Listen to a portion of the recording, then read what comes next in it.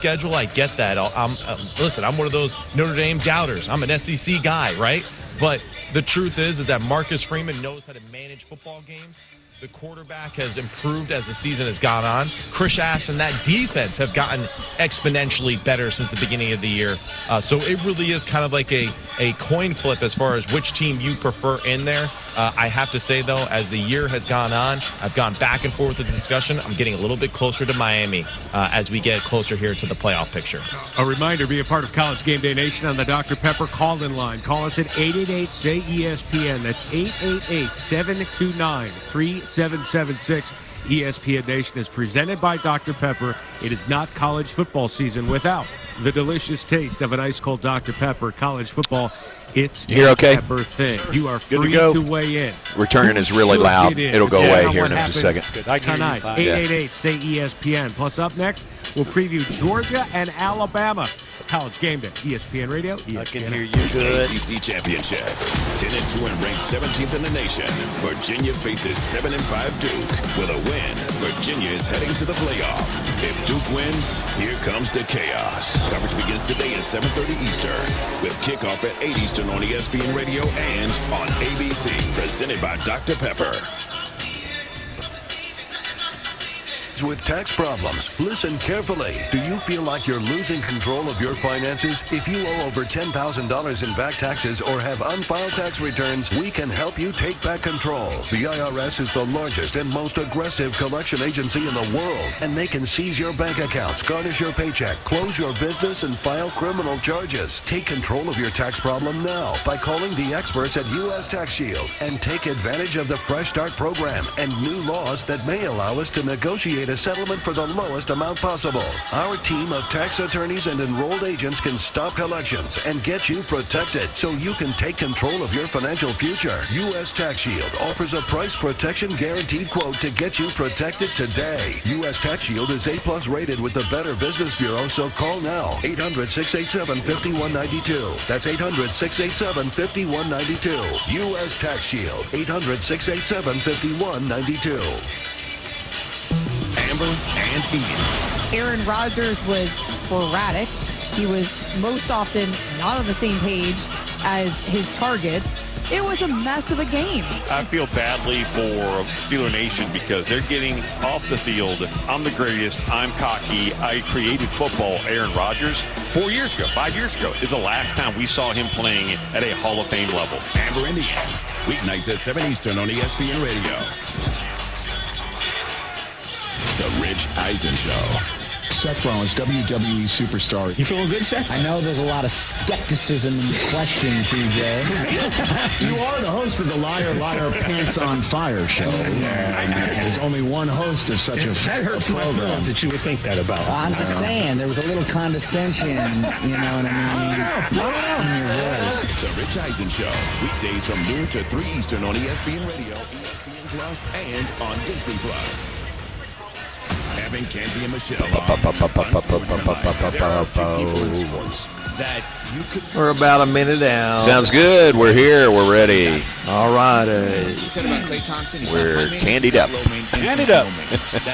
Yeah. Every employee at I've every got company ever. Clay Thompson 6 a boxes of 6. I got another ticket. We'll go back. Yeah, good. Starting at 6 Eastern. Why not? ESPN Radio and on ESPN2. This is Freddie and Harry. As a Jets fan, I'll have Drake May's face on a dartboard where each and every morning I wake up and it's hard to dislike this football team because they do things the right way. They pay attention to detail. They have a head coach that they like old guys to be around, and Mike Vrabel. So it's different than the Stormtrooper era that the AFC East had to go through with Tom Brady, Bill Belichick. Check out more from Freddie and Harry weekdays at 3 Eastern on ESPN Radio and the ESPN app. From the Allen Samuels Dodge Chrysler Jeep Ram Studios, this is KRZI Waco, K222DC Waco, K265DV Temple, ESPN Central Texas. This is the men's basketball Kaneka Sausage. There's the Perry section. Yeah. On the Baylor bunch of them, huh? Media Network. Today's Countdown to Tip-Off show is brought to you by Texas Farm Bureau Insurance, championship partner of Baylor Athletics. Visit Texas Farm Bureau Insurance online to find a local agent today. Baylor Scott and White Health, the official hospital and healthcare system of Baylor Athletics. Your healthcare, your way.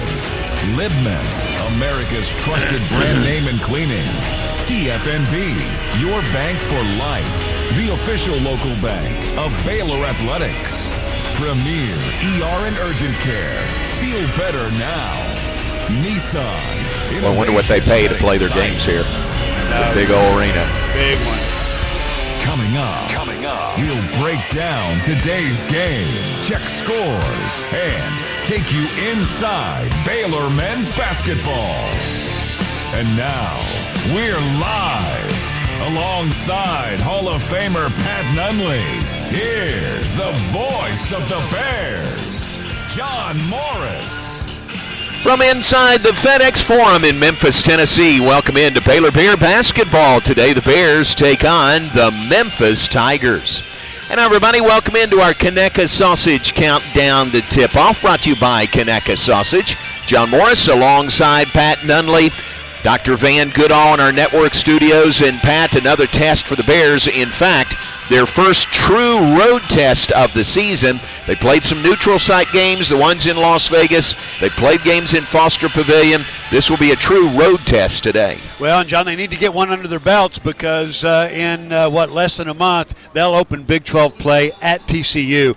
And you're right. I mean, they've played some neutral site games, so on the road, but not on the road in the sense that they're playing in somebody else's arena. Some of the teams they've played have traveled well, but there's just something different about coming to a comfort zone for the opponent, and I think that's going to be the case this afternoon. Big arena. This is the home of the Memphis Grizzlies of the NBA. It's the home arena for the Memphis Tigers, 18,400, so really nice place. We've been here before. We were here 2 years ago. That's right. Got Mississippi State in the first round of the NCAA tournament, and then lost one that I'm still not completely over against Clemson, but still, a familiar sight. I think it's really cool for these guys to come play in an NBA arena. There's just something a little different about that. The locker rooms are a little bit different. Although, one thing that you can take away is none of them are as nice as Foster Pavilion. Yeah, true. Yeah. So that's the setting here inside the FedEx Forum for this Baylor team, Pat, coming off the win most recently over Sacramento State. Good balance scoring again in every game this year, and Baylor is 6-1. They have had at least 4 players in double figures scoring. Yeah, and John, we've talked about how with the injury to J.J. White, this team is down to a 7-man rotation, but 6 of those 7 are averaging in double digits. So this team has shown the not only ability to, but willingness to share the ball, make sure the ball's where it needs to be at any given point in the game. And that's a really good sign. And that's one of the things Coach Drew and his staff are wanting to work on.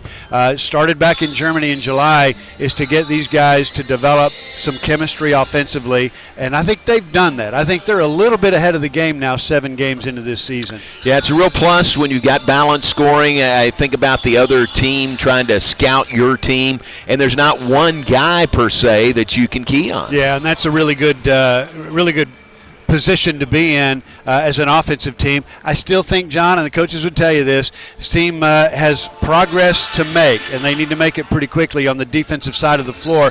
Right now it's, and they've shown flashes of really good defense, but right now is, we're averaging 90 points a game, we're just going to outscore you.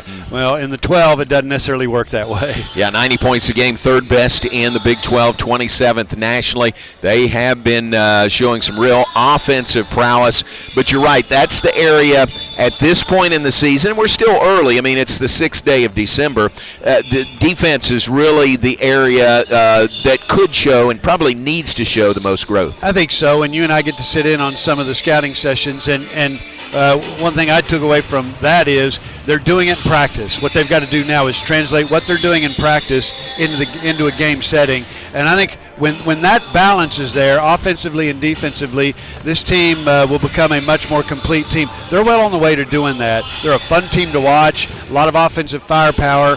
They play well together. They're a team that's easy to root for, but I think that is the last step they need to take to get where they want to get ultimately in the Big 12. All right, Baylor is 6-1 on the season, playing this Memphis team that is 3-4, coming off a win over New Orleans, 86-70. Maybe their most complete game of the season on Thursday night. What else do we know about this Memphis team that is another one of the Baylor and Memphis and Miami, the only 3 schools in the country or high major schools that returned 0 players, 0 points from last year? Yeah, and I think Memphis is a little bit further behind. They're not quite there yet. They're still trying to figure it out. I agree, John. I think that game against New Orleans, they had 40 rebounds, they had 21 assists, and that's a little closer to what Penny Hardaway is looking for.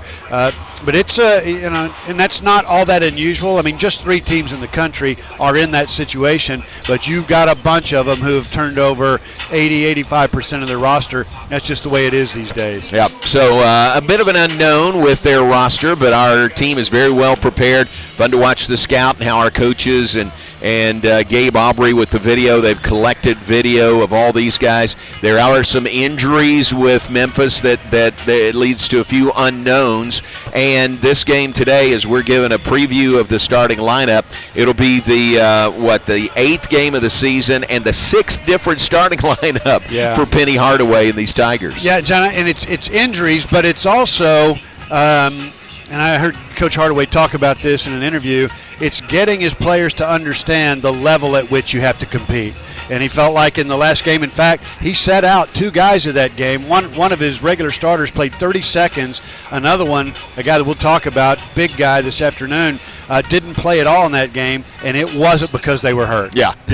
So, not at all. Right. So you're new to the program. Penny Hardaway, maybe the best player in Memphis Tigers history, is the head coach in his 8th season. He is trying to get them to play to the level and know the level he wants here at Memphis. Yeah, and John, it's one thing from a Baylor perspective that the coaches have not had to coach is effort. And that is a big step. I mean, you've got to give effort. Now, you want them going as hard as they can go for as long as they can go, then get a hand up and come out. Well, when you got a 7-man rotation, that gets a little bit dicier. But they play really, really hard. They play with great effort. Got to translate some of that to the defensive side. All right, so that's our matchup today here in Memphis. Baylor 6-1 on the season. The Memphis Tigers 3-4 on the season.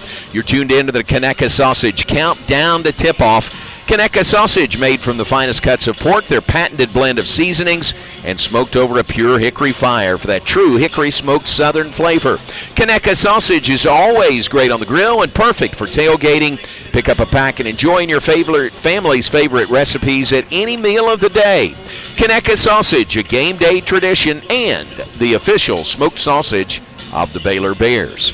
Take a break. When we come back, visit with one of the newcomers to the Baylor roster. That is Caden Powell, no newcomer to those in Central Texas, a Midway High School grad, transferred to Baylor from Rice. We'll visit with him when we come back on the Conecuh Sausage Countdown to Tip-Off here on the Baylor Sports Media Network.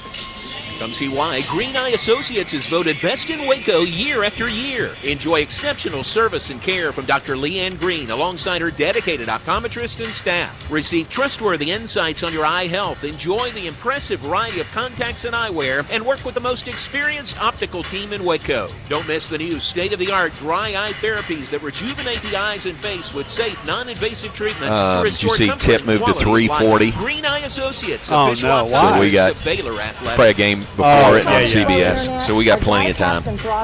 We can fill it. That's not that big a difference. Yeah, I've got CBS on right now. Yeah. They're still playing a game. Yeah. I think they've got about 6:50 or something like that to go. Okay, we'll be fine. That may be it. Yeah, that is 6:50. it. Thank you.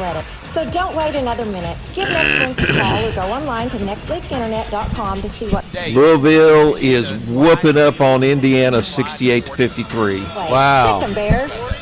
TFNB Your Bank for Life is the official local bank of Baylor Athletics. Find out why more Central Texas are making TFNB their bank for life. Sign up for our Edge checking and savings accounts to earn interest or cash back. With 5 convenient locations and an award-winning mobile app, banking has never been easier. TFNB. I'll intro this, Dr. G. Okay. And then it'll come back to us at the end. Yes, sir. Who'd you get? Kate Powell.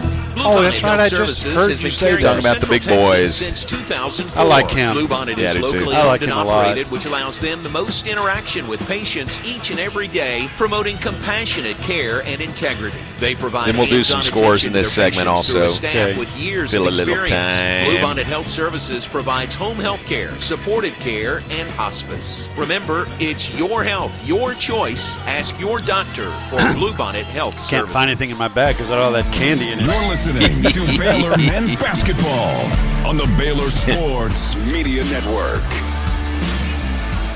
And back with us on the Conecuh Sausage Countdown to Tip-Off. We are live in Memphis. Glad you're with us. Brought to you in part by Texas Farm Bureau Insurance, proud championship partner of Baylor Athletics. Bears and Tigers coming up in a bit. Game nationally televised on CBS today. That's a big plus, Pat, when you get a CBS game, and I think they've got a triple header today that may actually delay the start time of our game. But, there's something about CBS and basketball and the NCAA tournament in March. But when you're on in December, that's a big stage. It is a big stage, and I remember all those years ago when Coach Drew came in, he had a plan, and one of the plans was we're going to be on TV. Every one of our games is going to be televised, and then when we get on TV in a national stage like they have today, we're going to play well, and we're going to make a statement and enhance the brand along the way. Bears have that with national telecast today. Big Monday's been good to the Bears in Big 12 play, so they've earned the right to get games like this on national TV. Well, it's a big deal to us. We recognize that. What about the players? We asked Caden Powell, the grad transfer from Rice to Baylor. We asked him about the opportunity to play on national television today, which the Bears will be doing against the Memphis Tigers. Yes, it's a big deal, and we're glad to just have the opportunity. I'm excited because it's national TV, everybody can watch. Yeah. This roster for Memphis, they got a lot of bigs, don't they? What do you think you're going to see today? Just a lot of rotating in and out. It's a different personnel than it was last year, but a lot of rotating in and out, going for shots, shot block, trying to shot block everything. And we just really have to be more physical than them, not tough on them. Yeah. I was watching a little bit during the game the other night against Sacramento State, and their guy and you were just banging on each other, leaning on each other.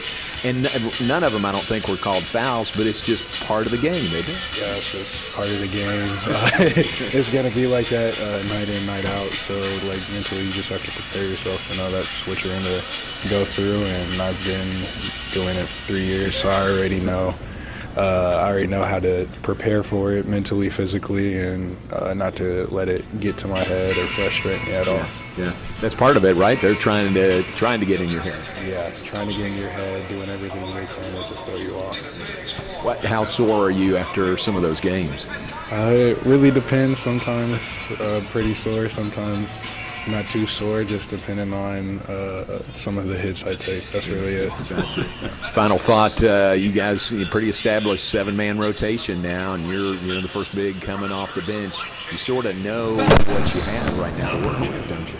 Yes, we all do, and we kind of have a better feel of when we're coming in, when we're coming out, and how to impact the game, especially just getting to know each other better on the court, which comes with time. And so I feel like we're starting to click 10 seconds. Okay, thank you. And we still have progress to make defensively, and that's what we want to be able to show in this game.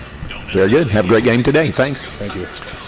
That is Caden Powell, 6'9", 224-pound senior. He's out of Midway High School in Waco, transferred to Baylor from Rice, and a really nice addition to this team. He's a great addition. I think he fills that role perfectly.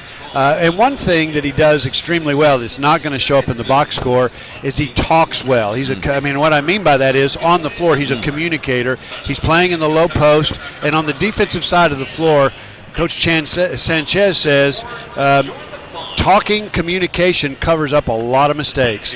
And so it's just the ability to tell guys that are about to get screened, they're about to get screened in the middle of a ball screen. He's typically guarding the guy that set the screen, making sure they're playing the screen correctly. So he is a chatterbox. You really wouldn't know it from his interview, but he's a big-time communicator, and that is something that a guy that plays his position just has to be. Smart guy, too. Yeah. Not just because he came from Rice, but he is a really smart guy. Yeah, engineering major, as I understand it, and maybe a chip off the old block because his mother, Connie, is a professor in the Baylor Law School. Oh, very good connection so. there. Yep. Great to visit with Caden Powell. We appreciate him, part of that 7-man rotation for the Bears. That is it for now. J.J. White continues to be out, and right now Baylor will continue with that 7-man rotation. Pat, let's check scores around the Big 12. Busy day, Big 12 basketball, but we'll actually start with football. The Edward Jones Big 12 football championship game is final from AT&T Stadium in Arlington.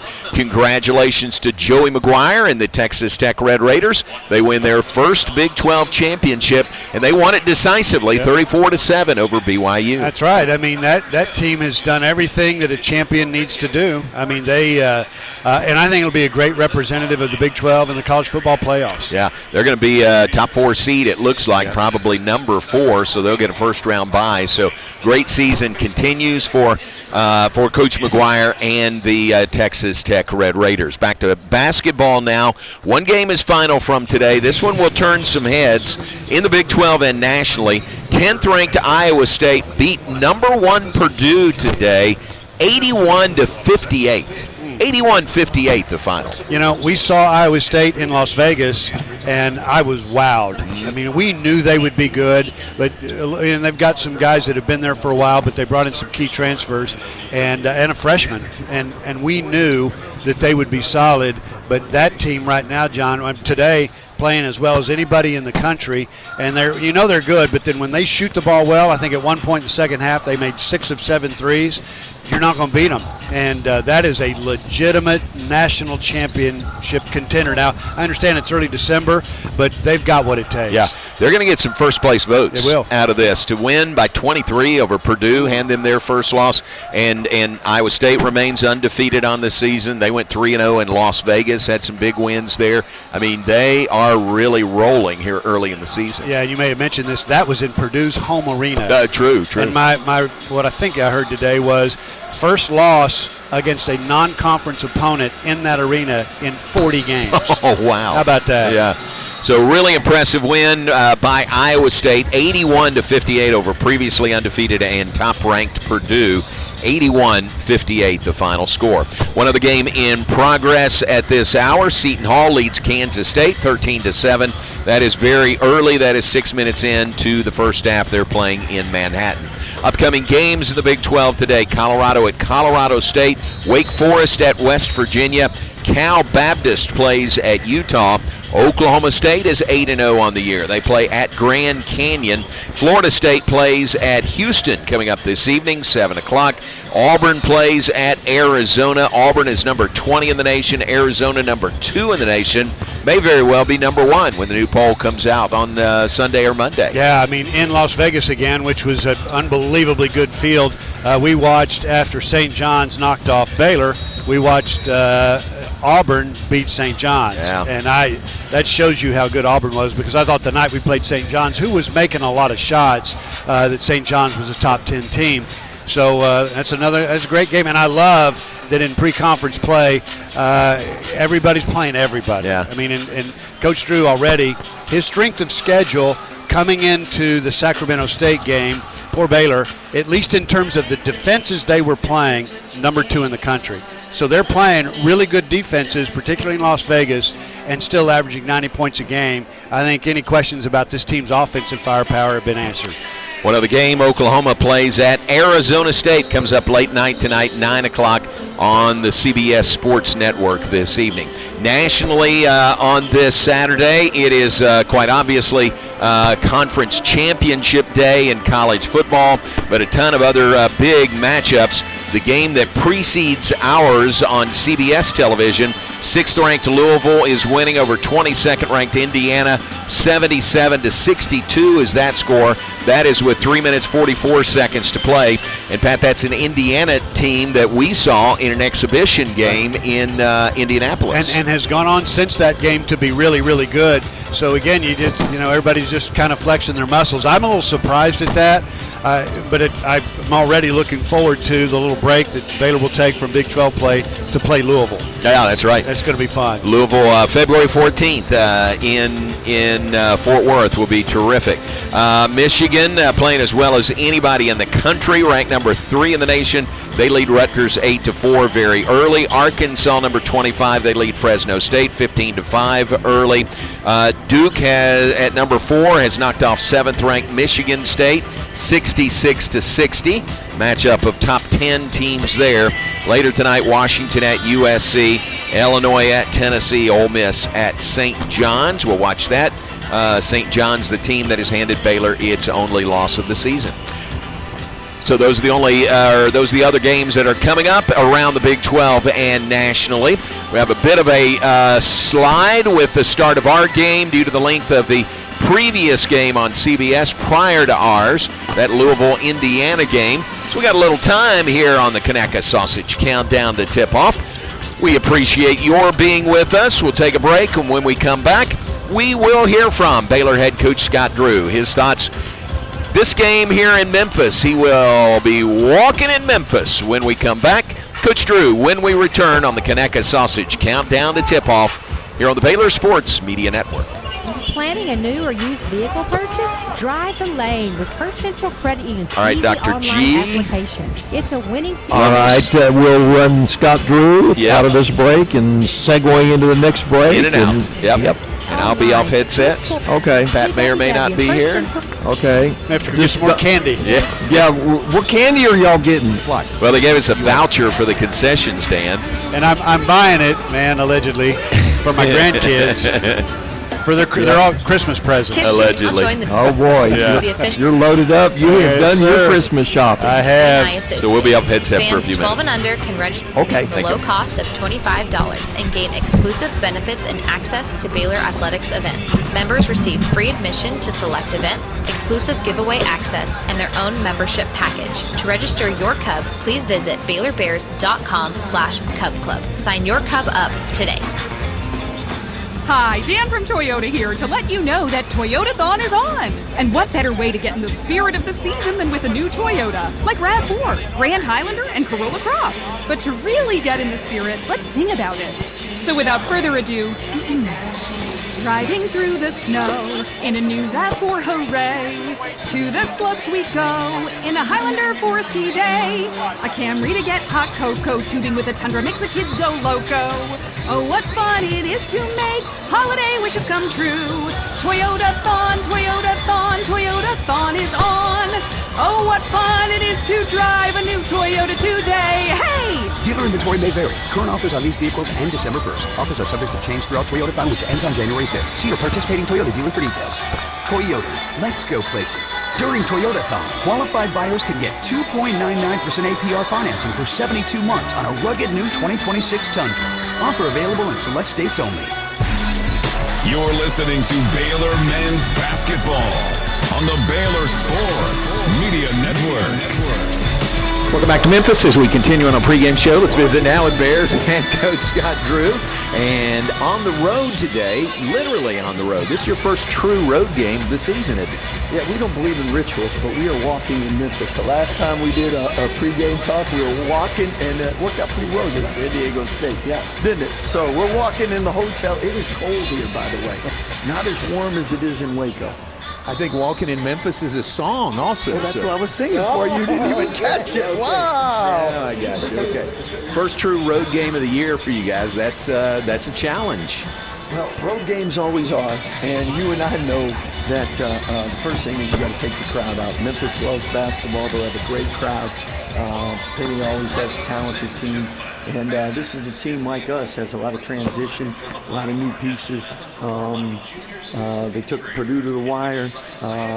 Should have beat Wake Forest, but the old pacer play got them at the end. So it should be a great test for us. And it's one of these teams, it's a challenge because it's all new, like you guys. Well, and that's where they're right now playing 12 guys, double-figure minutes. Like us, got a couple guys banged up. So the common denominator, a lot of size, a lot of athleticism. We remember Doug McDaniel from Kansas State. He had a great game against us last year. Extremely quick, explosive scorer. Can really pass the ball as well. So we got to be on point with him, with Tunde and Isaac guarding him. Not sure which ones will play the most minutes, but they got a lot of bigs to choose from, don't they? Yeah, that's a rotation. Again, you got 12 guys playing double-figure minutes. With us, big thing is on the road, you can't turn the ball over. You got to do a great job on the glass. They're really good on the offensive glass. We're top 20 on the offensive glass. Currently, we got the 7th best offense. They got a top 50 defense. So something gives.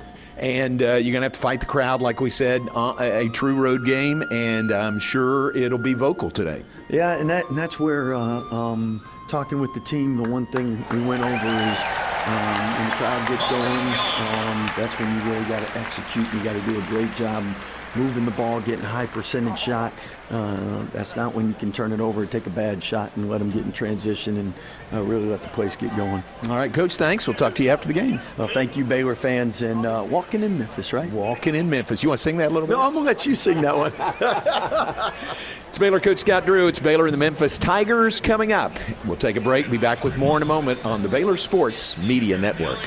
Hi, I'm Jim Turner, Jim Turner Chevrolet in McGregor. As we celebrate our 10th year anniversary, I want to say thank you to all of our customers. Our dealership is more than a business to me. That's why when you come see us for a reliable new Chevy or award-winning service, we treat you like family. Come see our new collision center, now open to serve you even better for many I got your years keys. to come. Take all Enjoy the time game. you'd like. Come see us at Jim You got Turner 12 Chevrolet keys. in McGregor. 12. Together, let's drive. You didn't tell me about that little musical tag. Oh, I forgot to tell you that. And so when you clip it? gave the cue, Yeah. you gave the cue, I hit the button. Oh no! So you there? Yeah, I can. Of course, I can play that. I can get that cut queued up and. We'll use it at some point. If we're winning, we'll use it at halftime. Okay. Thank you. Sorry, I forgot to tell you. That's okay. We'll make it work. I've scored some fun finds here. Well, here's the real deal. When you donate or shop at Heart of Texas Goodwill, you're helping people right here in the community get jobs, training, or even a high school diploma.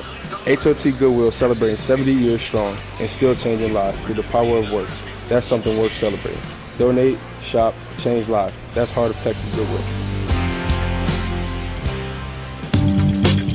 Hellberg Barbecue is a family-owned business started here in Waco, Texas, and proud to serve the local area. They love to cater all kinds of events, big and small. Serving Baylor and its families Love is one me of their some Hellberg. favorite things. Oh, and do I. Barbecued We're going to give it a little Memphis Check them wrinkle out while tonight. here in Waco or online and support Y'all going to one of the places the guy talked about? We are. Hellberg Yeah. Barbecue. Salt, pepper, and a whole lot of prayer. Are you tired of slow internet? Are data caps and throttling making it impossible to stream? Mr. Melton. If so, right. it sounds like it's time to C-Melt. switch to NextLink. Any kin to you? There are no data caps and no. no throttling. No. Just super. Let's see, where does the Melton come from? Is that from Terry? Yeah, that's her Oh, side. that's her side. Okay. Isn't official. But no kin to her that you know of. Don't wait another minute. Give NextLink a call or go online to nextlinkinternet.com to see what special offers are available to you. Blazing fast internet is just a click or phone call away. Sick 'em, Bears. You're listening to Baylor Men's Basketball. Baylor Men's Basketball on the Baylor Sports Media Network. And welcome back inside the FedEx Forum in Memphis, Tennessee. Baylor basketball versus the Memphis Tigers coming up. This is the Conecuh Sausage Countdown to tip-off, brought to you by Conecuh Sausage. Made from the finest cuts of pork, their patented blend of seasonings, and smoked over a pure hickory fire for that true hickory-smoked southern flavor. Conecuh Sausage is always great on the grill and perfect for tailgating. Pick up a pack and enjoy your family's favorite recipes at any meal of the day. Conecuh Sausage, a game day tradition and the official smoked sausage of the Baylor Bears. Your starting lineups coming up in just a bit, brought to you by Baylor's Scott & White, Southwest Sports Medicine and Orthopedics. Right now, let's get Pat's keys to the game. Pat, would be a big win for the Bears in their first true road game of the season today. How are they going to do it? What are the keys to the game today? Well, first thing they've got to do is control, I didn't say stop, but control Doug McDaniel. This guy, John, makes them go. He takes the vast majority of their shots, including threes, vast majority of their free throws. He's an 88% free throw shooter.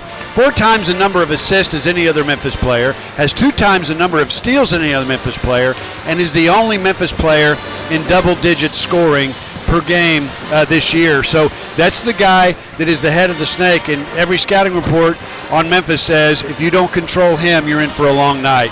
And then secondly, John, the battle of the backboards on the road particularly matters tonight. I mean, this afternoon. It always matters, but in a game like this, you've got to play to your strengths, and that, particularly on the offensive end, has become a signature strength of Baylor basketball. 22nd best offensive rebounding team in the country. One of the major reasons this team is 6-1 thus far this season. And then on the road in particular, you got to take care of the ball. You just have to. And I think playing in a true road game today, Bears need to get used to that. Live ball turnovers on the road in somebody else's arena that lead to threes and dunks can really ignite a home crowd. I'm told there'd be 10,000 people in the arena today. You can't ignite that crowd and add a 6-man to the team that you're playing. So got to control McDaniel, got to control the backboards, got to take care of the ball. All right, very good. Pat's keys to the game, Baylor and Memphis. The Tigers back on the floor. Bears are just now coming out of their locker room back on the floor here inside the FedEx Forum. And we'll take our final pregame break. When we come back, give you the starting lineups, then tip it off. Baylor and Memphis. 8th meeting all-time between, actually the 9th meeting all-time between these two. Memphis leads the all-time series 6-2 over the Bears. We'll take a break and be right back to Memphis on the Conecuh Sausage Countdown to Tip-Off here on the Baylor Sports Media Network. It's the wrap-up year sales event at Allen Sanders in Waco. Get the 2025 Ram 1500 Lone Star with 0% for 72 months or 3.9% for 72 months, plus 10% below MSRP and $2,000 in Black Friday select inventory cash. Check out the huge selection of 2026 Ram 2500s, now with $4,000 combined bonus cash allowance, backed by a 10-year, 100,000-mile powertrain warranty. Hurry, these year-end savings won't last long at Allen Samuel. Come by. Let's be friends. Today we have 2 very special guests on our program, introducing Lem and Lime. Hello. For Starry Lemon Lime Soda. Thanks for having us. What is Starry Lemon Lime Soda? It's a crisp, clear burst of lemon lime flavor, and it's caffeine-free. Between us, one of you must be a little more important to Starry than the other. Who is it? We're both important. So we could just as easily be Starry Lime Lemon Soda. No, that doesn't sound right. Oh, I like it. So you saying hip-hop could be hop hip. Works for me. Starry Lemon Lime Soda. Starry hits different. Come see why Green Eye Associates is voted best in Waco year after year. That game has 22.7 seconds to go. Okay. Alongside our dedicated optometrist and staff. Thank you. Receive trustworthy 85 to 78 right now. variety of contacts and eyewear and work with the most experienced optical team in Waco. Don't miss the new state-of-the-art dry eye sorry I gave you that therapies bad info. rejuvenate the I eyes told and you it was face Colgate, with safe, but you're right, it was non-invasive Mississippi treatments to restore State. comfort and quality of life. Green Thanks. Eye Wasn't that right? Associates, Yeah, official yeah. optometrist of Baylor I Athletics. don't know where I got Colgate. I looked it up on our website. Do you want to earn points while cheering I on your looked at favorite something wrong. Baylor teams? Join Baylor Bold Rewards. We did play them Track one your year. attendance on the Baylor Sports We did. app across Must have been athletic looking at events a and different earn year. points towards prizes and experiences. Download the Baylor Sports app or register online today at BaylorBoldRewards.com and start earning your points today.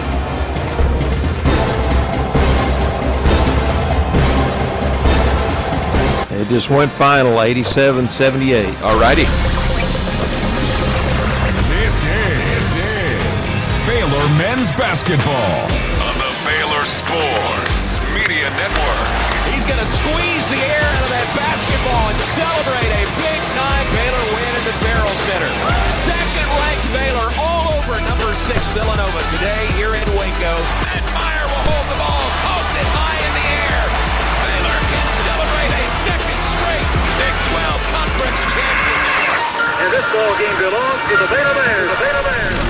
This broadcast is brought to you by TFNB, your bank for life. the official local bank. Told you I sent the guy some Texas Farm highlight Bureau clips to work Insurance, into the Open, championship partner, including the Baylor national Athletics. championship, which you didn't Visit use. Texas Farm Bureau Insurance But I said be online sure and use to this find a Frank local Allen clip. agent today. Isn't that great? That's good. Nissan, Yeah, that's almost as innovation good. That excites. Yeah, that's true. Goodman, America's trusted brand name in cleaning. Get ready, get ready. Tip-off is just moments away. Now, alongside Hall of Famer Pat Nunley, here is the voice of the Bears, John Morris. From Memphis, Tennessee, inside the FedEx Forum, it's Baylor and Memphis coming up, and let's give you our starting lineups. It's brought to you by Baylor Scott & White, Southwest Sports Medicine and Orthopedics, bringing the home team advantage to Central Texans. For the homestanding Memphis Tigers, they play their home games here inside the FedEx Forum. They are 3-4 on the season, picked to win the American Conference, formerly the American Athletic Conference. They're picked to win the American again this year. Here's the starters for Coach Penny Hardaway, one of the all-time greats in Memphis basketball history. Pat said this in his keys. He is the head of the snake. Doug McDaniel, the K-State transfer, 5'11 senior guard from Washington, D.C., transferred to Memphis from Kansas State, averaging 14 points per game, 6.3 assists per game, best in the American, 18th best in the nation assist-wise. For Doug McDaniel, he is the man that makes them go. Two guard is Quante Berry, 6'4 junior from Cleveland, Tennessee, transfer from Temple, just under 8 points, 2 rebounds per game, his averages. 3 is William Wharton, 6'8 sophomore from Milwaukee, a transfer from South Dakota State, 2 points, 2.8 rebounds per game. And the 4 is 6'7" Zach Davis, 6'7", 205-pound senior from Orangeburg, South Carolina. He is a transfer from the University of South Carolina. The big man in the middle is Simon Majak, 7'1", 220-pound true freshman from Akak, South Sudan, 5 points, 4 rebounds per game. Pat rail thin, 7'1", 220, but man, a lot of potential they feel for their big postman who'll start today. Yeah, well, he's long, he's thin, but he's rangy, and he blocks a lot of shots. He is at least a rim protector for them on the defensive side, and that's a hole that pretty much every team is looking to fill. 13 points, 7 rebounds in their most recent game, an 86-70 win over New Orleans on Thursday. 5 starters for Anthony Penny Hardaway, the head coach of the Memphis Tigers in his 8th season. Scott Drew will start this way. No drama really with the Baylor starting lineup. It's the same 5 that we have become accustomed to, and he'll play pretty much 7 players today. Obi Agmam to start at the point for the Bears. 6'3", 175-pound, fifth-year player, originally from Aurora, Colorado. He is a transfer from Wyoming, averaging 11 points, 2 rebounds, and a team-high 4 assists on the season. He leads the Big 12, and he's 4th nationally with a 5.6 assist-to-turnover ratio. So really good numbers for Obi Agmam. Two guard for the Bears, you would say, is Tunde Yesufu, 6'5", 215-pound true freshman from Cotonou, Benin, a small African country. Played at St. Joseph High School in California. He's averaging 17 points and 6 rebounds on the season in his true freshman season. That is Tunde Yesufu. Wing for the Bears would be Cameron Carr, the Bears' leading scorer on the year. 6'5", 181-pound redshirt sophomore from Eden Prairie, Minnesota. Played at Link Academy, transferred to Baylor from Tennessee. He's averaging 23 points per game, 2nd best in the Big 12, 5th in the nation, and 5 rebounds on the year. He's also shooting 50% from three-point range, 2nd best in the Big 12 and 14th in the nation for Cameron Carr, one of the top scorers in the nation. Also for the Bears, Michael Rataj, 6'7", 230-pound senior from Augsburg, Germany, transferred from Oregon State, 10 points, 6.5 rebounds per game. And Dan Skillings Jr., 6'6", 205-pound senior from Blackwood, New Jersey. He is a transfer from the University of Cincinnati, 11.5 points and a team-leading 7.6 rebounds per game. 9th leading rebounder in the Big 12 for Dan Skillings Jr. 5 starters for Coach Scott Drew in his 23rd season at Baylor. 24th as a Division I head coach. He is Baylor's all-time winningest coach and the coach of the 2021 national champions. Our starting lineups brought to you by Baylor Scott & White, Southwest Sports Medicine and Orthopedics. From injury prevention to enhanced recovery, team up with us to get back in the game. John, the fan base for Memphis basketball is really strong. This team, this program, has a storied history, played for and lost, but played for 2 NCAA national championships, 1973 when Memphis was Memphis State, led by Larry Finch, lost to UCLA and Bill Walton. And then in 2008, coached by John Calipari, Memphis lost an overtime game to Kansas. So they've been to the NIT, and in fact won the NIT in 2002 under Calipari, and has made 3 Final Four appearances. So even in a year that's a rebuilding year, sort of, for them, I mean, every year's a rebuilding year when you turn over your roster, but still, the fan base is really strong, and I think we're going to have a good vocal crowd today. They play in this arena, FedEx Arena, and it is huge. It's massive, 18,000 people. I'm told there are 10,000 tickets sold for today, and the crowd's still coming in, but the crowd that will be here will be the kind of crowd, or close to the kind of crowd, this team is going to see in the Big 12 when they hit the road. Yeah, really impressive venue, and it is a blue out today, so they've encouraged their fans to wear blue, and they have complied with that, and it's easy to pick out the Baylor fans that are in the seats here. That includes Drew Perry's family. His dad, James Perry, lives in Dallas, but grew up and went to school here in Memphis. And there's his grandmother still lives here. 17 members strong of the Perry family are here. And they're all right there. Right. And I think every one of them, John, on the back of the shirts has the name Perry. So a nice crowd. And John, by the way, the Baylor coaches and staff, including me and you, have got a bit of a whiteout going. That's true. They pick the Baylor fans out by the ones not wearing blue. Here we go. Ball is in the air, tip control by Baylor, and this game is underway. Blue uniforms for Memphis, as you might imagine. Baylor in the light gray uniforms with the Volt outline of the numerals and lettering. Sharp-looking look for the Bears today. First time they've worn that this season. Bears shoot to the basket to our left. Tunde Yesufu in the paint. Little fadeaway 12-footer, right side of the paint, no good. And the rebound pulled down by the Memphis Tigers. Yeah, he just had to go get his own shot. There really wasn't anything out of the half-court sets. And so with about 8 or 9 on the shot clock, he just went to work. Memphis their first possession. Holding the ball on the perimeter is Zach Davis. He'll hand it to Doug McDaniel. Again, McDaniel, their leading scorer, leading assist man. He'll put up an off-balance 18-footer that is no good. Long rebound chased down by Zach Davis. They get a reset. Here's a drive on the baseline. Shot altered there. It had to be altered because of Michael Ratai, but a missed shot. And the Bears have it back. Tunde Yesufu, jumper right corner is no good. So Yesufu, a couple of shots. Neither found the mark. Down the floor on the pass, and the shot by Majak is blocked from behind.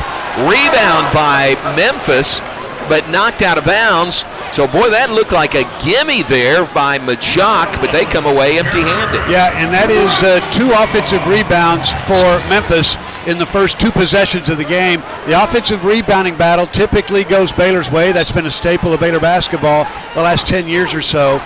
But Memphis with an early jump, they're controlling the glass.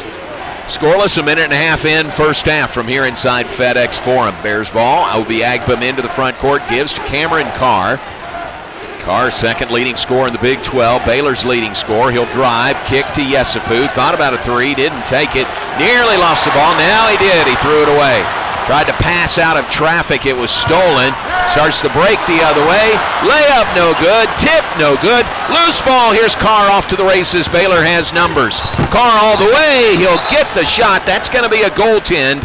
So give the basket to Cameron Carr, and he'll have a free throw. Yeah, that's been Baylor's best offense. And, we're only a couple of minutes into the game, but still in their half-court sets, it's been a bit of a struggle. Memphis is applying so much pressure, it's got Baylor pushed way out away from the basket, which is not its comfort zone. So a rebound on a defensive rebound started the fast break up the floor, and in the open floor, you can't stop Carr man-to-man.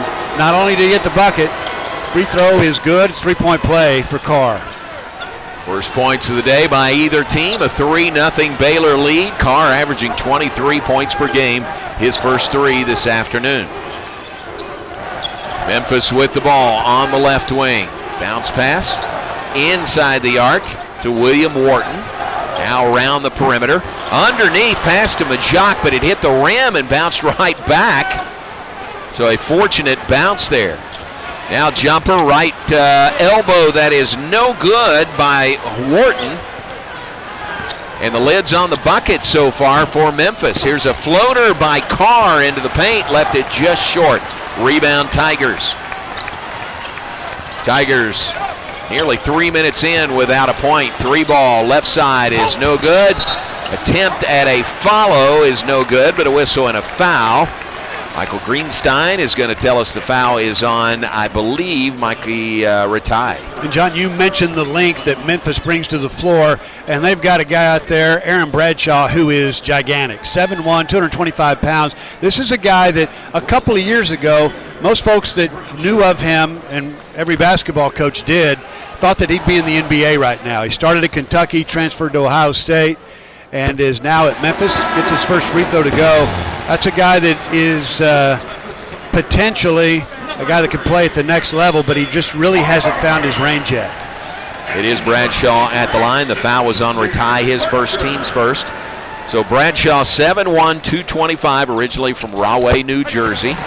Hits both free throws. First points of the day for the Tigers. It's a 3-2 Baylor lead. And here comes some pressure from Memphis, and this is legitimate full court pressure. In fact, they forced a turnover on the inbounds pass to Ratai. Again, it looked like it wasn't routine, but it wasn't a difficult pass to make, but there's just so much pressure out there. Memphis gets the ball back pretty quickly. So Tigers have the ball. They go to Bradshaw underneath.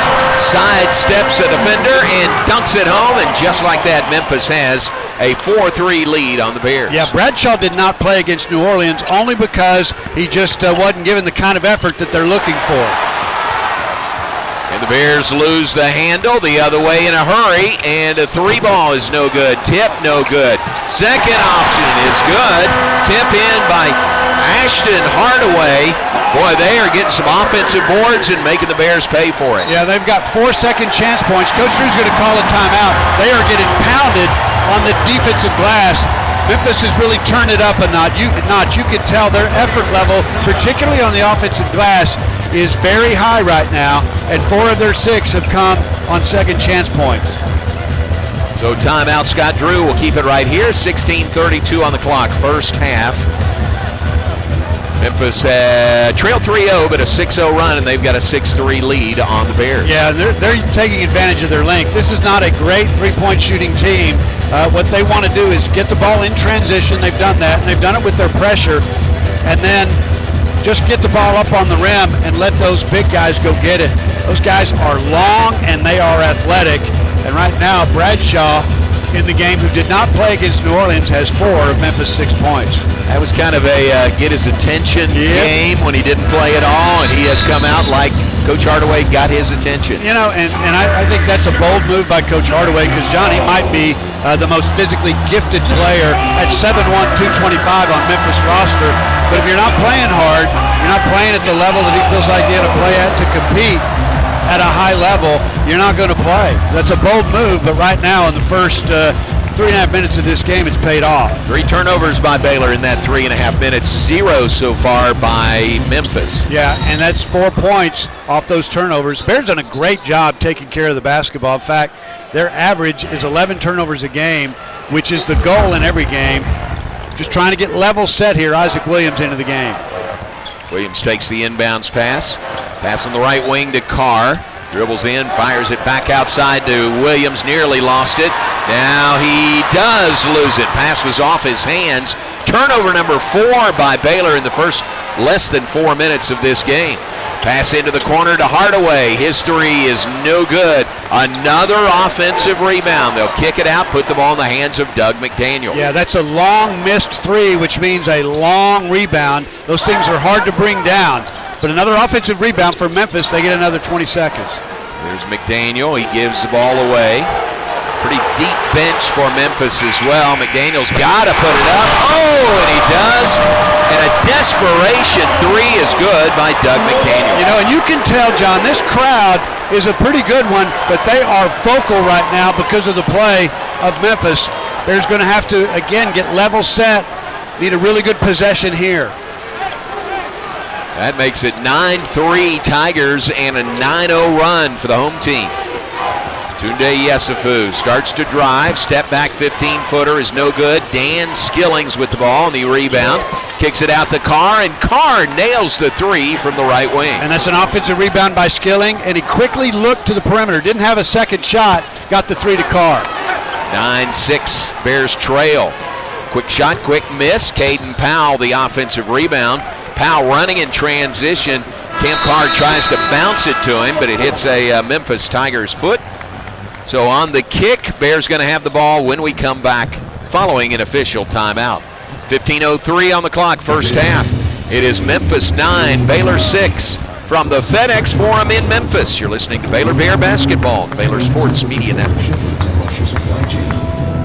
Bluebonnet Health Services has been caring for Central Texans since 2004. Bluebonnet is locally owned and operated, which allows them the most interaction with patients each and every day, promoting compassionate care and integrity. They provide hands-on attention to their patients through a staff with years of experience. Bluebonnet Health Services provides home health care, supportive care, and hospice. Remember, it's your health, your choice. Ask your doctor for Bluebonnet Health Services. Hi, Jan from Toyota here to let you know that Toyotathon is on. And what better way to get in the spirit of the season than with a new Toyota, like RAV4, Grand Highlander, and Corolla Cross. But to really get in the spirit, let's sing about it. So without further ado, driving through the snow in a new RAV4, hooray! To the slopes we go in a Highlander for a ski day. A Camry to get hot cocoa, tubing with a Tundra makes the kids go loco. Oh, what? We're about 8.5 minutes from Uncle Charlie's favorite time. Getting in range. I will give you a reminder. New day. Uncle Charlie. Dealer inventory available. Current offers on these vehicles end December 1st. Offers are subject to change throughout Toyotathon, which ends on January 5th. See your participating Toyota dealer for details. Toyota, let's go places. During Toyotathon, qualified buyers can get 2.99% APR financing for 72 months on a rugged new 2026 Tundra. Offer available in select states only. Thank you. You're listening to Baylor Men's Basketball on the Baylor Sports Media Network. Baylor Basketball brought to you in part by Texas Farm Bureau Insurance, proud championship partner of Baylor Athletics. And we're brought to you by NextLink, reliable high-speed internet for your home or business. Our Courtside Cam is brought to you by NextLink. You can check it out. Look right into our broadcast location here at the FedEx Forum. Not courtside. We're up at a mid-level, but not a bad spot at all. Check it out on the Baylor Athletics YouTube channel and watch right here from Memphis. Courtside Cam is brought to you by NextLink. Well, John, right now Memphis has taken 13 shots. Baylor has taken just 6, and that is because the Bears have turned it over 4 times. Memphis has 7 points off those turnovers. The Bears have allowed 5 offensive rebounds by the Tigers, which have turned into 7 second chance points. Good news is, from a Baylor perspective, Tigers shooting only 23% from the floor, and that's why the lead or the deficit for Baylor is just 3, 9-6. Yeah, that's a good point. That is more than double the amount of shots that Baylor's had, but the Bears trail 9-6. Yeah, you can't help them on the road. I mean, that's one of the things Coach Drew talked about. No live ball turnovers, because those just can really ignite a crowd. And I'd say first 5 minutes of the game, this crowd's pretty ignited. I would say Isaac Williams, Caden Powell remain out there out of the timeout. Carr drives on the baseline, gives the ball to Isaac Williams, reverse layup, no good. Powell, the rebound. He tries to put it up, it's no good, but he is fouled. And how about the play of Caden Powell, Johnny? Came into the ball game, first opportunity, and immediately had a great box out defensively, got a defensive rebound, goes to the other end, follows a missed shot, and in his effort to put it back in, draws a foul, get a couple of free throws. Great play by Powell.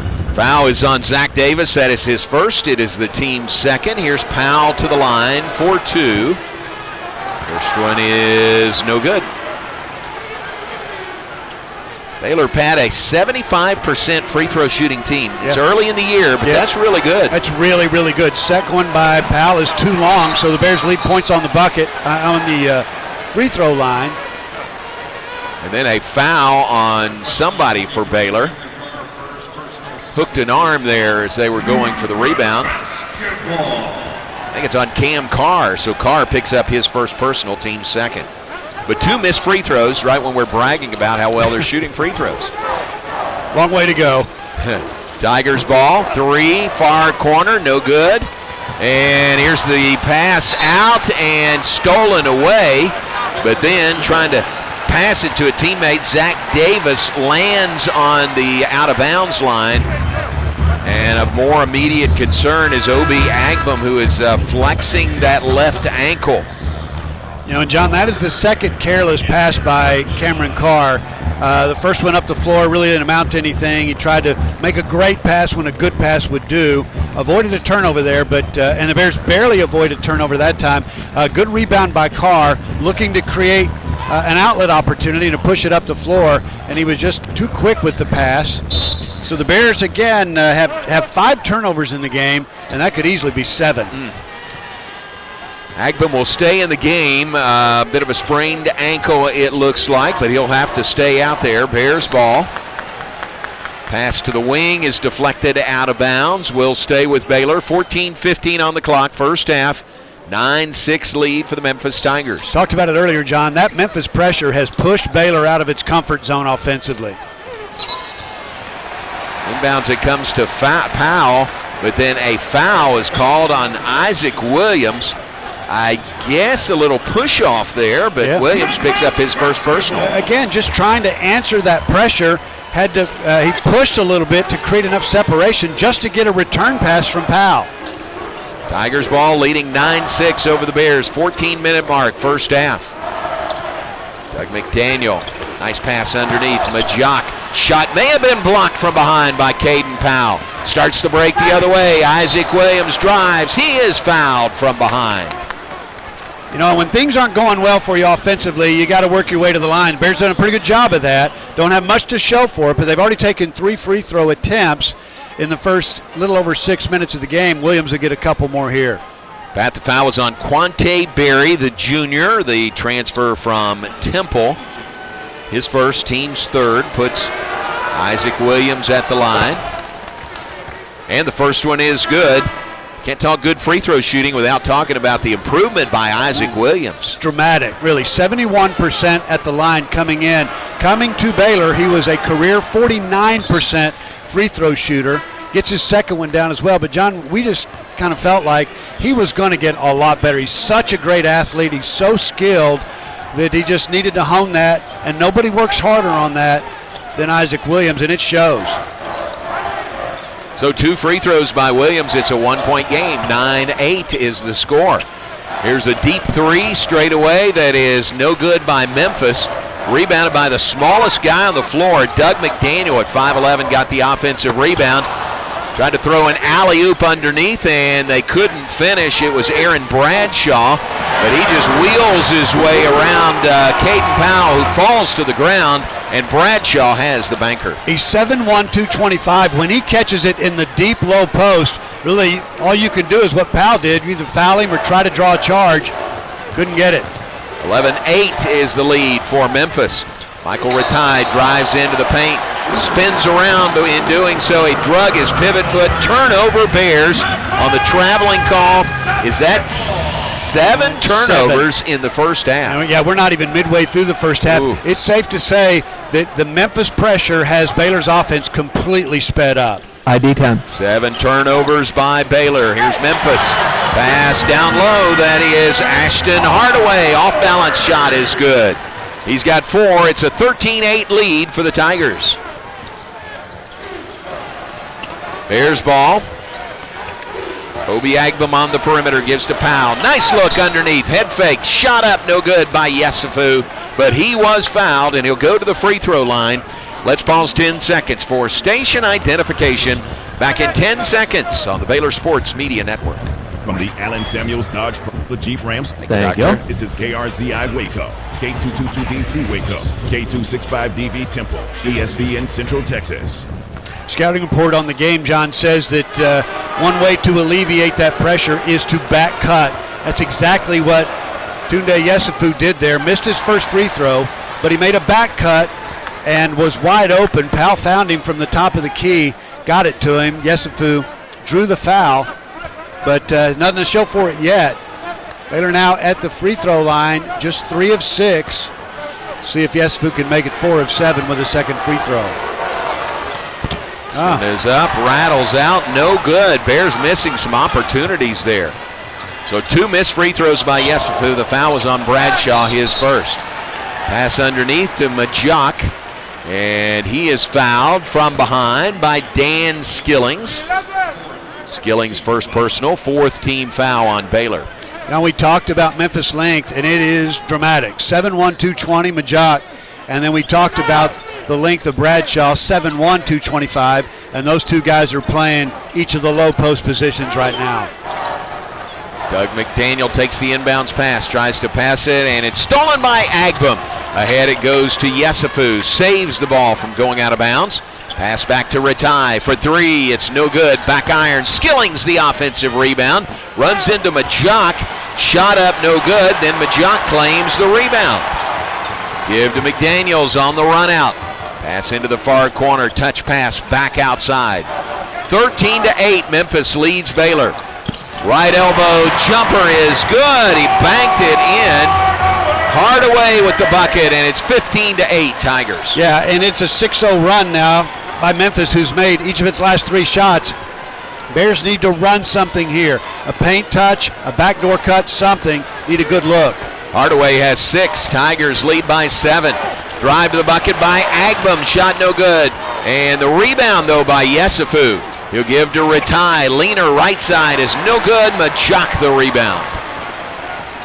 Bears are getting some offensive rebounds, but boy, not enough to make a difference. They're not showing any return on those offensive rebounds. They're really not. I mean, they're starting to get to the glass, but again, that offense right now is completely out of sync. Hardaway jumper, baseline right, couple of bounces on the rim, no good. Offensive rebound, put back, and a foul as Aaron Bradshaw is fouled by Dan Skillings, who picks up his second personal. We said before the game, John, the battle of the backboards would be huge in this game, and right now Memphis is winning it 13-11, but the big news is 7 offensive rebounds and 9 second chance points. More than half of Memphis points have come on the offensive glass. Those 2 7-1 guys are really doing some damage. Timeout on the floor, 15-8 the lead for the Memphis Tigers over Baylor with 10:55 to play. First half, we're back to Memphis after this on the Baylor Sports Media Network. TFNB, your bank for life. Good news is we're only down 7. Yeah, could be worse. Could be a lot worse. They're just crushing us down there. Checking and savings accounts to earn interest or cash back. They're just crushing us. Oh yeah, killing us. They got so many big guys. Has never been easier. TFNB. If we can get that European guy in. Yeah, really. Like second half today. Serving Texas since 2007, Magnolia Realty is a interesting. full-service David wanted to tell us info, but he didn't want to tell us too much. Yeah. My lips are sealed. And integrity at the forefront. That's one thing I've learned over all these years. You navigate the market and You make just the real estate sit on it. Whatever you know, I just sit on it. Oh yeah. Feel supported by the award-winning agent at your side from first offer through contract and close. Magnolia Realty serves cities including Waco, Dallas, Fort Worth, Austin, San Antonio, Temple. Learn more at magnoliarealty.com. Hi, I'm Jim Turner at Jim Turner Chevrolet in McGregor. As we celebrate our 10th year anniversary, I want to say thank you to all of our customers. Thank you. Our Thank you. dealership is more than a business. Thanks, Dan. That's why when you come see us for a reliable new Chevy or award-winning service, we treat you like family. Come see our new collision center, now open to serve you even better for many years to come. Enjoy the game, then come see us at Jim Turner Chevrolet in McGregor. Together, let's drive. You're listening to Baylor Men's Basketball on the Baylor Sports Media Network. Baylor basketball brought to you in part by Pepsi. Hey, Bears fans, this basketball season, make Pepsi your go-to game day drink because it's the only drink for basketball watching. Pepsi, that's what I like. proud partner of Baylor Athletics. You know, John, it looks like Bears are just trying to get settled in. And first road game, I didn't know how much of a difference that would make. It's made a pretty big difference. We're at 10:55. Good news is Baylor down by just 7. It could be a lot worse if Memphis was making some threes. But the big difference is shot attempts. I mean, Memphis, because of their offensive rebounding, has gotten 9 more shots than have the Bears.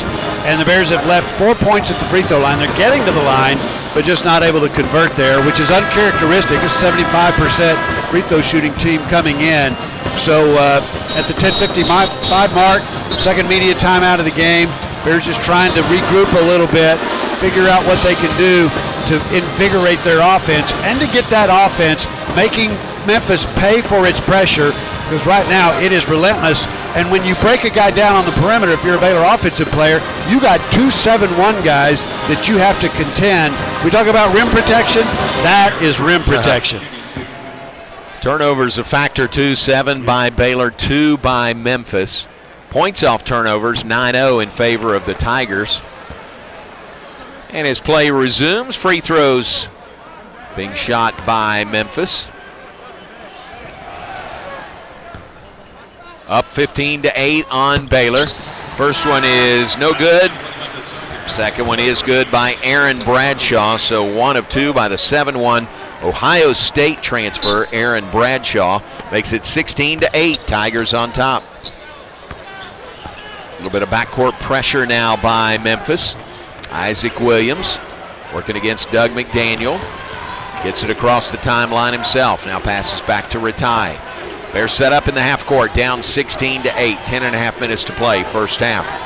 Cam Carr has it on the right wing. He'll drive. Runner, no, but he's fouled.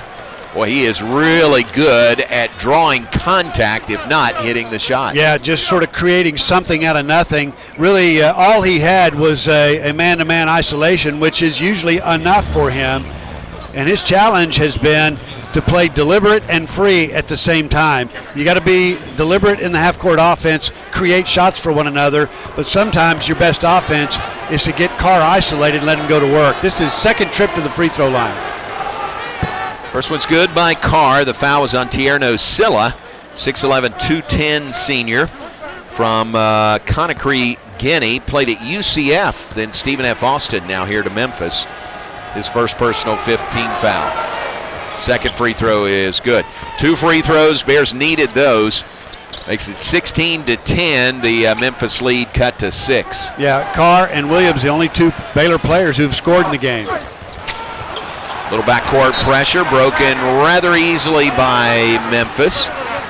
Short range shot, no good. Ball lost out of bounds, last touched by Baylor. So the Tigers will inbound on their baseline with 21 on the shot clock. You know, Baylor guards are going to have to rebound defensively in this game. Sometimes you have a tendency to leak out and start a transition when the ball goes up by the opponent. But in this game, I think Yesufu, some of those guys can really get to the glass. They've got to. Ball inbounds and right back to Barry. His 3 near corner is no good. Bears with the rebound. 16-10 is the score. 10-12 to play first half. Bears trailing. Long 3 by Carr is no good. Powell was in perfect position for the rebound and was fouled from behind. That's exactly right, John. I mean, one thing that he does is play fundamental basketball. And for his position, that means ball goes up, you find a guy, get him on your hip, get rebounding position. He did exactly that. That's why the Bears are going to get another 20 seconds on the shot clock. That was on Hardaway, his first team 6th. Baylor inbounding on their baseline, trailing 16-10. Isaac Williams gets it inbounds. There's a 3, left corner that is good by Cam Carr. And he's the guy that needs to touch the ball. That's a great underneath out of bounds play by the Baylor offense. And Carr was about the 3rd option. And Williams waited for him to come off of his screen. He was open. 16-13 the lead for Memphis. As we click under 10 minutes to play here in the first half. Isaac Williams on the perimeter, went for the steal, didn't get it.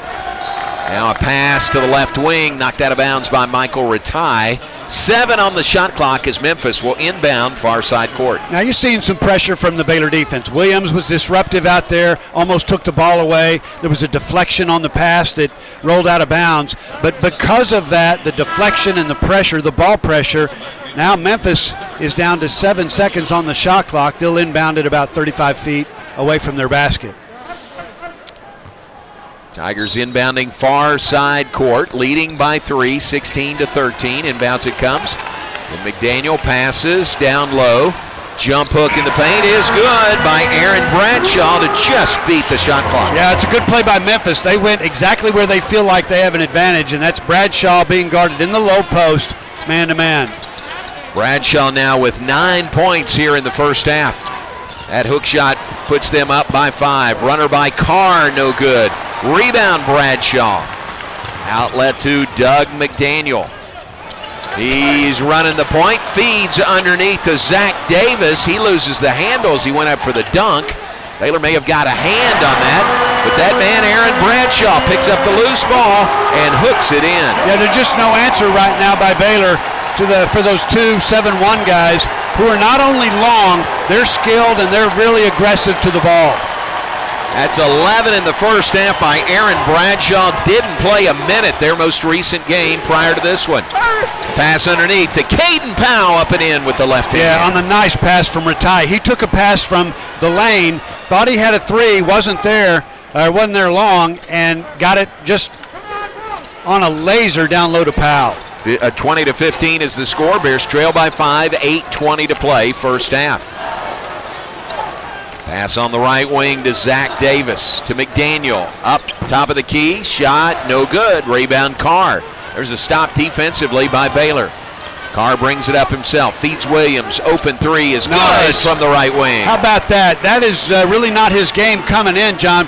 But now from the three-point line, he is a 50% shooter. He didn't come in here with the reputation that he can make those kind of wide-open threes, and for that reason, Memphis is leaving him wide open. Got to make him pay for that.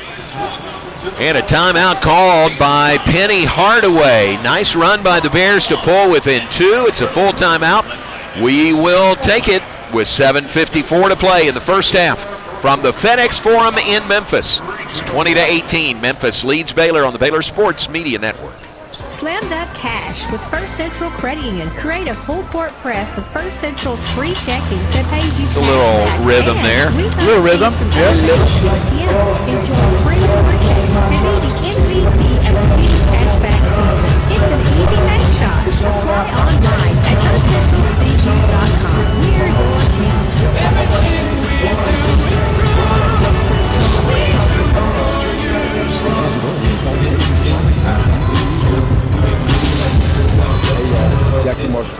How's that crowd sound, Dr. G? Dr. G? Oh, I'm sorry. Say what? How's that crowd sound? It sounds good. Okay. I'll let you know when they start drowning you out. Are you hearing it? 70 years strong and still changing lives. The power of work. That's something It's 11 by Carr. But you're right, we've only had 2 guys score. Are you tired of slow internet? Are data caps and problems? Thank you. Possible to stream your favorite shows and movies? If so, it sounds like it's time to switch to NextLink Internet. With NextLink, there are no data caps and no problems. Super fast internet speeds, up to 1 gig over wireless in some areas. Plus, NextLink is an official partner of Baylor Athletics. So don't wait another minute. Give NextLink a call or go online to nextlinkinternet.com to see what special offers are available to you. Blazing fast internet is just a click or phone call away. Sick 'em, Bears. You're listening to Baylor Men's Basketball on the Baylor Sports Media Network. Baylor Basketball brought to you in part by Rudy's. Rudy's a proud sponsor of Baylor Men's Basketball. Be sure to stop by your local Rudy's or Rudy's.com for some real Texas barbecue. Enjoy 100% oak smoked meats, delicious sides, and Rudy's signature sauce. Don't forget, Rudy serves breakfast tacos every day until 10 a.m. So we are understandably proud of our barbecue in Texas. Sir. They are understandably proud of their barbecue here in Memphis, Tennessee. So we're going to visit with a native, what's the word, Memphian? Is that the right word? Well, yeah, it got to be. A guy who lived in Memphis? Yeah. That would be Charlie Melton, Baylor strength and conditioning coach. We'll visit with him at halftime and see how he might compare barbecue in Texas compared to here in Memphis? Tell you what, we did a rapid-fire question session with Charlie. It's good stuff. It's good stuff. Isn't he great? Charlie's great. He's great. He's the best in the business at what he does. But, John, in this game, you called it during the timeout. Bears finally with a little bit of momentum in the midst of an 8-4 run over the last 3 minutes. They've cut Memphis' lead to 2 points. It was an 8-point deficit at the 10:55 mark. Memphis ball coming out of the timeout. McDaniel has it way outside the arc. He'll give the ball to Zach Davis. Davis, top of the key. Bounces mid-post on the right side. There's Aaron Bradshaw. Spin, shot, no good. Fight for the rebound. Ooh. Yep. Still a good effort, though, John. And what the Bears are doing, or what they, I think, called during the timeout, was you need help down from the perimeter. You need doubling down. That time it was Williams who sort of faked at Bradshaw when he had it in the low post, but then committed to him. Baylor had that rebound surrounded, but nobody could grab it, and it went out of bounds. Here's a dangerous pass cross court that is stolen by Dan Skillings. Skillings takes it up the floor himself. Skillings fires it underneath. Nice look. Whoa, to Cam Carr. He went up to dunk the ball, and Majak just flew in and got the clean block. You know, that was clean. Clean as a whistle.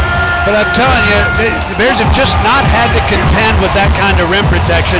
Great pass from Skillings across the floor. Carr was wide open, and in the 7 games Baylor's played so far, that is a dunk, a rim-rattling dunk every time. That's just a great play, defensive play. Oh, man, great defensive block there to do it clean, not commit a foul. When you're going up for a dunk, how do you do that? So the Bears will inbound with 18 on the shot clock, 7:12 on the game clock. First half, Baylor trailing by 2, 20-18. Carr inbounds to Powell. Powell roughed up a little bit by Majak. He'll hand the ball to Isaac Williams. Drives down the paint. Stops. Shot. No. Tip. No. That was a tip in there by Dan Skillings that wouldn't go. McDaniel comes away with a loose ball. Break the other way, and runner is good with a foul. Cam Carr trying to draw the charge. He couldn't do it of Zach Davis. So Davis will have a chance at a 3-point play. Yeah, and that was a fast break opportunity. Really good job at the other end, I thought, by Baylor offensively, as Isaac Williams broke the defense down with dribble penetration. He just couldn't finish over Memphis' length. And then with that shot, Memphis picked it up, and they were off to the races. That is a 6'7", 230-pound wing guy who was coming down the floor, and I thought the defense there wasn't bad. Block charge is a tough call for the official to make. Called the block, and now it's a 3-point play opportunity for Davis. Free throw is good. He's got 3 points here in the first half. The foul on Carr, his second. And the lead is 5, 23-18. Memphis leads Baylor with 6:53 to play before halftime. Timeout on the floor. Is that a call timeout? Had to be. I'm guessing by Baylor. So a call timeout. We will keep it right here. 6:53 on the clock, first half. Fun to come to Memphis and run into a Baylor Bear that lives here. It is Kendra Moody. Her dad does radio color on the Memphis network, so he's Memphis through and through. Kendra is a Baylor grad and a Pi Phi at Baylor. And it's funny, we are talking to her dad. Kendra says, "Are you Maddie Morris's dad?" And I said, "Yes." Said, "I knew her at Baylor." That's right. So that's pretty fun. In fact, wasn't it that Maddie was the one that got her into the sorority? They tried to get her in Chi O, but she ended up at Pi Phi, if I understood it right. All right. But fun to see Kendra Moody here, who's a Baylor Bear. And we got a few that are here, but certainly outnumbered inside FedEx Forum. Yeah, no doubt. And I think the home crowd has affected Baylor negatively in this game, because some of the things they're doing, John, are just uncharacteristic. They've turned it over 7 times. Now, they've stemmed that tide a little bit over the last 2 or 3 minutes, but out of the gate, 5 turnovers really, I think, had a lot to do with the 5-point lead that Memphis now has. Again, John, we've talked about this. 6:53 to go in the half. Bears down by just 5. It could be a lot worse than that. And also a positive from a Baylor perspective, it's a Memphis team that can really score. And right now they're at just 23, 6:53 to play in the half. But the Bears defensively have held their own. The challenge is to keep those two 7-1 guys off the offensive glass. Easier said than done. You know, that must have been challenging a call there is what that was. So run a called timeout, but Baylor was challenging a call. It was not overturned, so it is Baylor's ball. It was it was not a charge, but it was a blocking foul on Cam Carr that Baylor challenged. All right. Now we're back to play. It's Baylor's ball. Bears trailing by 5, 23-18. 6.5 minutes to play. Top of the key. How about Isaac Williams with contact hits the three-pointer? I thought it was going to be a 4-point play. That's his second three of the first half. And, John, both of those threes by him hit nothing but net from about 24 feet away. Big-time shot by Isaac Williams. Pulls the Bears within 2 at 23-21. Here's Bradshaw. Turnaround jump hook. It's no good, but flying in for the tip-in is who got it? Zach Davis for Memphis. So you've got Davis and Hardaway, both big wings that can also get to the rim. Bears 3, left corner by Yesufu, shot no good. You know, he missed the first two. Here's the breakaway by Memphis. Yesufu missed his first 2 shots tonight, and that might have been his first attempt since then. Here's a pass stolen by Dan Skillings. He is pushed from behind and down to the floor, and a foul is called on Memphis. Yeah, and that's a plus for Baylor as that gets them into the bonus. That's going to get Skillings to the free throw line. Bears been good there. They've taken 9 free throw attempts, but have only 5 makes to show for that. But we got a long game ahead of us, and this team comes in at 75% from a free throw line thus far this season. A couple here from Skillings would be big as the Bears just try to keep within striking distance by halftime. Skillings averaging 11.5 points per game, looking for his first points today at the free throw line. First one is good. 67% free throw shooter. Obi Agbum, have not seen him on the floor in a while. He is actually off the side bench area riding a stationary bike. Remember, he sprained that ankle, and Charlie Melton's there with him, just trying to keep that ankle loose till he can get back in. Yeah, and it really didn't look that serious, but he was walking on it gingerly, so he's just going to try to keep it loose. Second free throw by Skillings is good. John, the Bears have closed it to 3. Actually 2 at 25-23, the lead for Memphis. 5.5 minutes to play before halftime. 18-footer left side, that is good. Just a little bit of an opening there, and that is enough for Sincere Parker, who's just off the bench, played at McNeese State, now a senior transfer to Memphis. Well, and he was closely guarded by Yesufu, just stepped up, really an unexpected shot, and drilled it right into the chest of Yesufu. 27-23, here's Yesufu answering with a 3 from the left wing. You know, it's not going in if you don't keep shooting it, and Yesufu can make that shot. That's his first 3 of the ball game in 3 attempts. He's just 1 for 5. First points today. Answer, mid-range jumper, shot by Zach Davis is good. Now 30-26, the lead for the Tigers with 4:46 to play. Bears underneath. It's Yesufu on a nice feed, has an easy bank-in shot. Back-to-back baskets by Tunde Yesufu. Yeah, and a great pass from Skillings that time. He had to thread the needle, but he was able to get Yesufu open because Yesufu was cutting. 3 from the left wing. That is no good by Sincere Parker. Rebound Bears. Baylor could tie or take the lead here. Drive by Williams. All kinds of contact. No foul. Good grief, was he banged around. Run out the other way. Layup. No good. Rebound. Michael Ratai. And then I think he is fouled getting that rebound.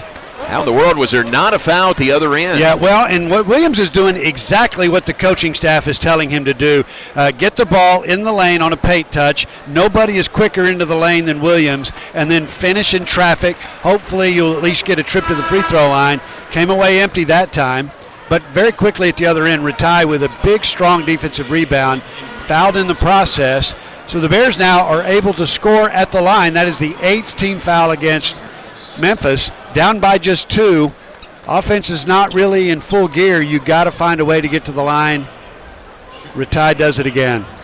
Pat, the foul was on Tariq Ingram, 6'9", grad transfer from Ryder, originally from Philadelphia.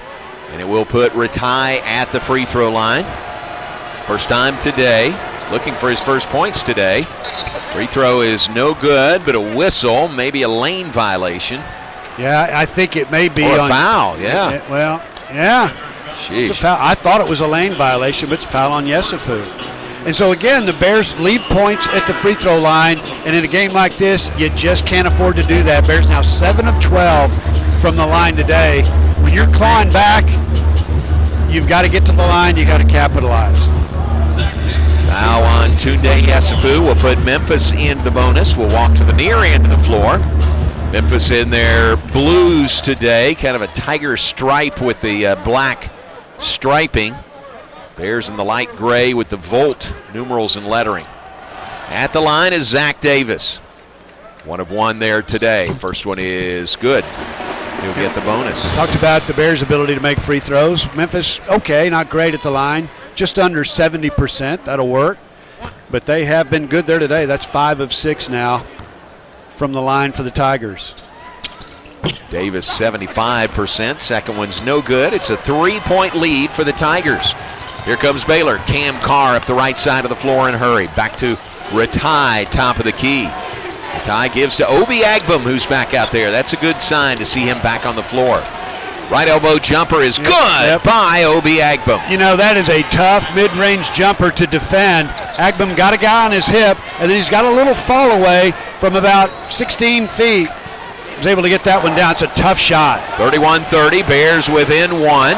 Low post, ball in the hands of 6'9" Tariq Ingram.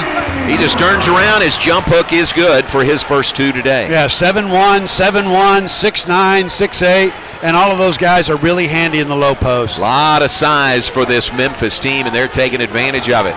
Lead Baylor by 3 with 3:17 to play before halftime. Obi Agbum between the rings. Up in the air, passes to Carr. Long-range 3, no good. Caden Powell the rebound, but a whistle and a foul.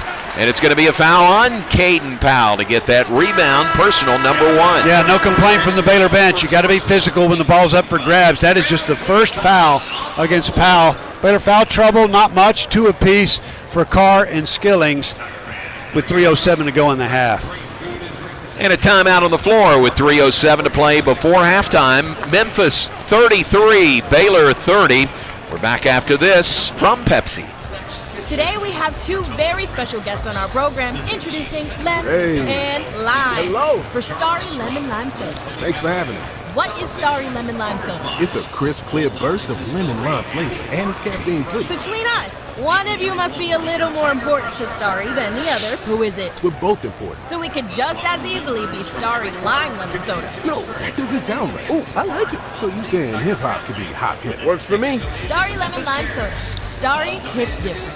Come see why Green Eye Associates Starry. is voted best in Waco year after year. Enjoy exceptional service and care from Dr. Leanne Green alongside her dedicated optometrist and staff. Receive trustworthy insights on your eye health. Enjoy the impressive variety of contacts and eyewear, and work with the most experienced optical team in Waco. Dr. G. Don't miss the new state. Yes, sir. I'm not feeling using that music, so Okay. just don't use it now. We might use it later. Okay. Green Eye Associates, official optometrist of Baylor Athletics.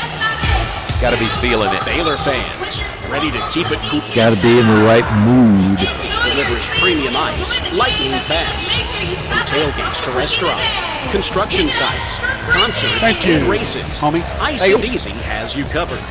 Game day or work day, keep your drinks cold and your spirits bold.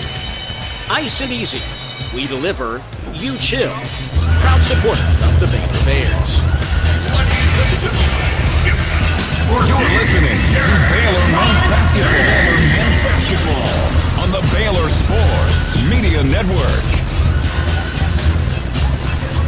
Baylor Basketball brought to you in part by Hellberg's Barbecue. Fans, don't miss out on Texas Top 50 Barbecue, located conveniently right off Highway 6 outside Waco at Hellberg's Barbecue.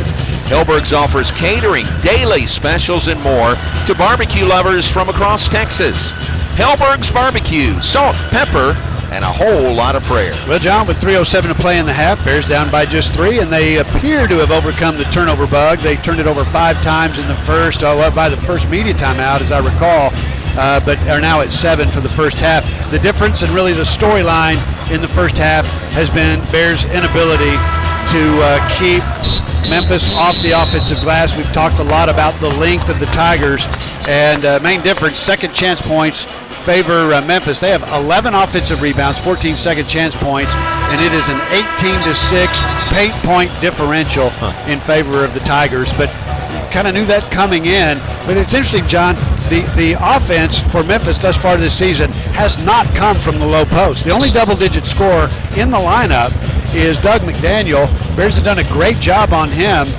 He has just one bucket, got a 3 to beat the shot clock, a long 3 earlier in the ball game. So this game has not really turned out in terms of how you defend Memphis the way Baylor coaching staff thought it would. Dan Skillings Jr. only 2 points here in the first half, both at the free throw line. But that second free throw gets him to 1,000 points in his college career. So monumental free throw there by Dan Skillings. Memphis shooting free throws out of the timeout.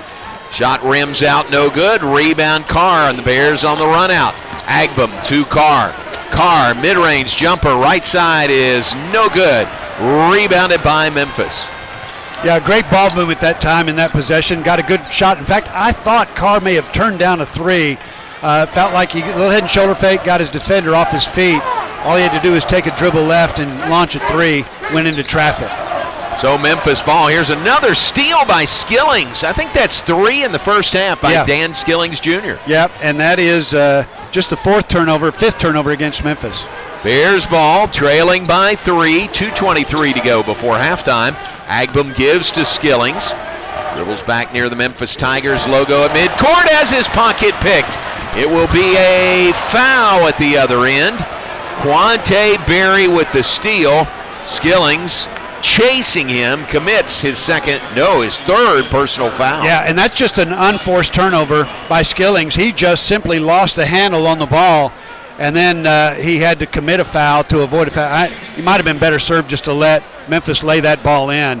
That's a big turnover by the Bears, number 8 in the first half, as they had a chance to come down and tie it with the 3, but stay within close proximity with a bucket.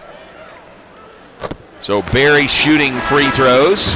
First one is good. That's his first point today. Averages 7.9 per game. Makes it 34-30. Memphis leads Baylor. Tigers have led the entire half, haven't they? Yeah, I think that's right. Did the Bears get it? Second free throw is good. Bears get it to 2? They did. They did. Got it to 2. That's the closest they've been. It's now a 5-point deficit. 2 minutes to play in the half. Bears need a good possession here. Got to finish the half strong. Got it to 1, actually, at 31-30. Now it's 35-30. Memphis on top. 2 minutes to go. Agbum, 3. Left wing, no good. Back iron. Rebound by Memphis. Yeah, ball never touched the paint on that possession. Up the floor in a hurry. Hardaway pitches it back outside to Quante Berry. Now to McDaniel. McDaniel, the K-State transfer, into the paint.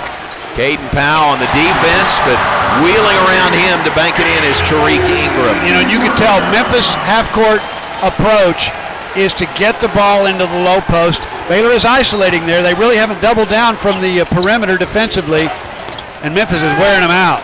Michael Rattay drives in. His shot is no good. May have been partially blocked, not sure, but it went out of bounds. Last touched by Baylor. And John, think about it. Yeah, out of bounds Baylor. Memphis will get it back.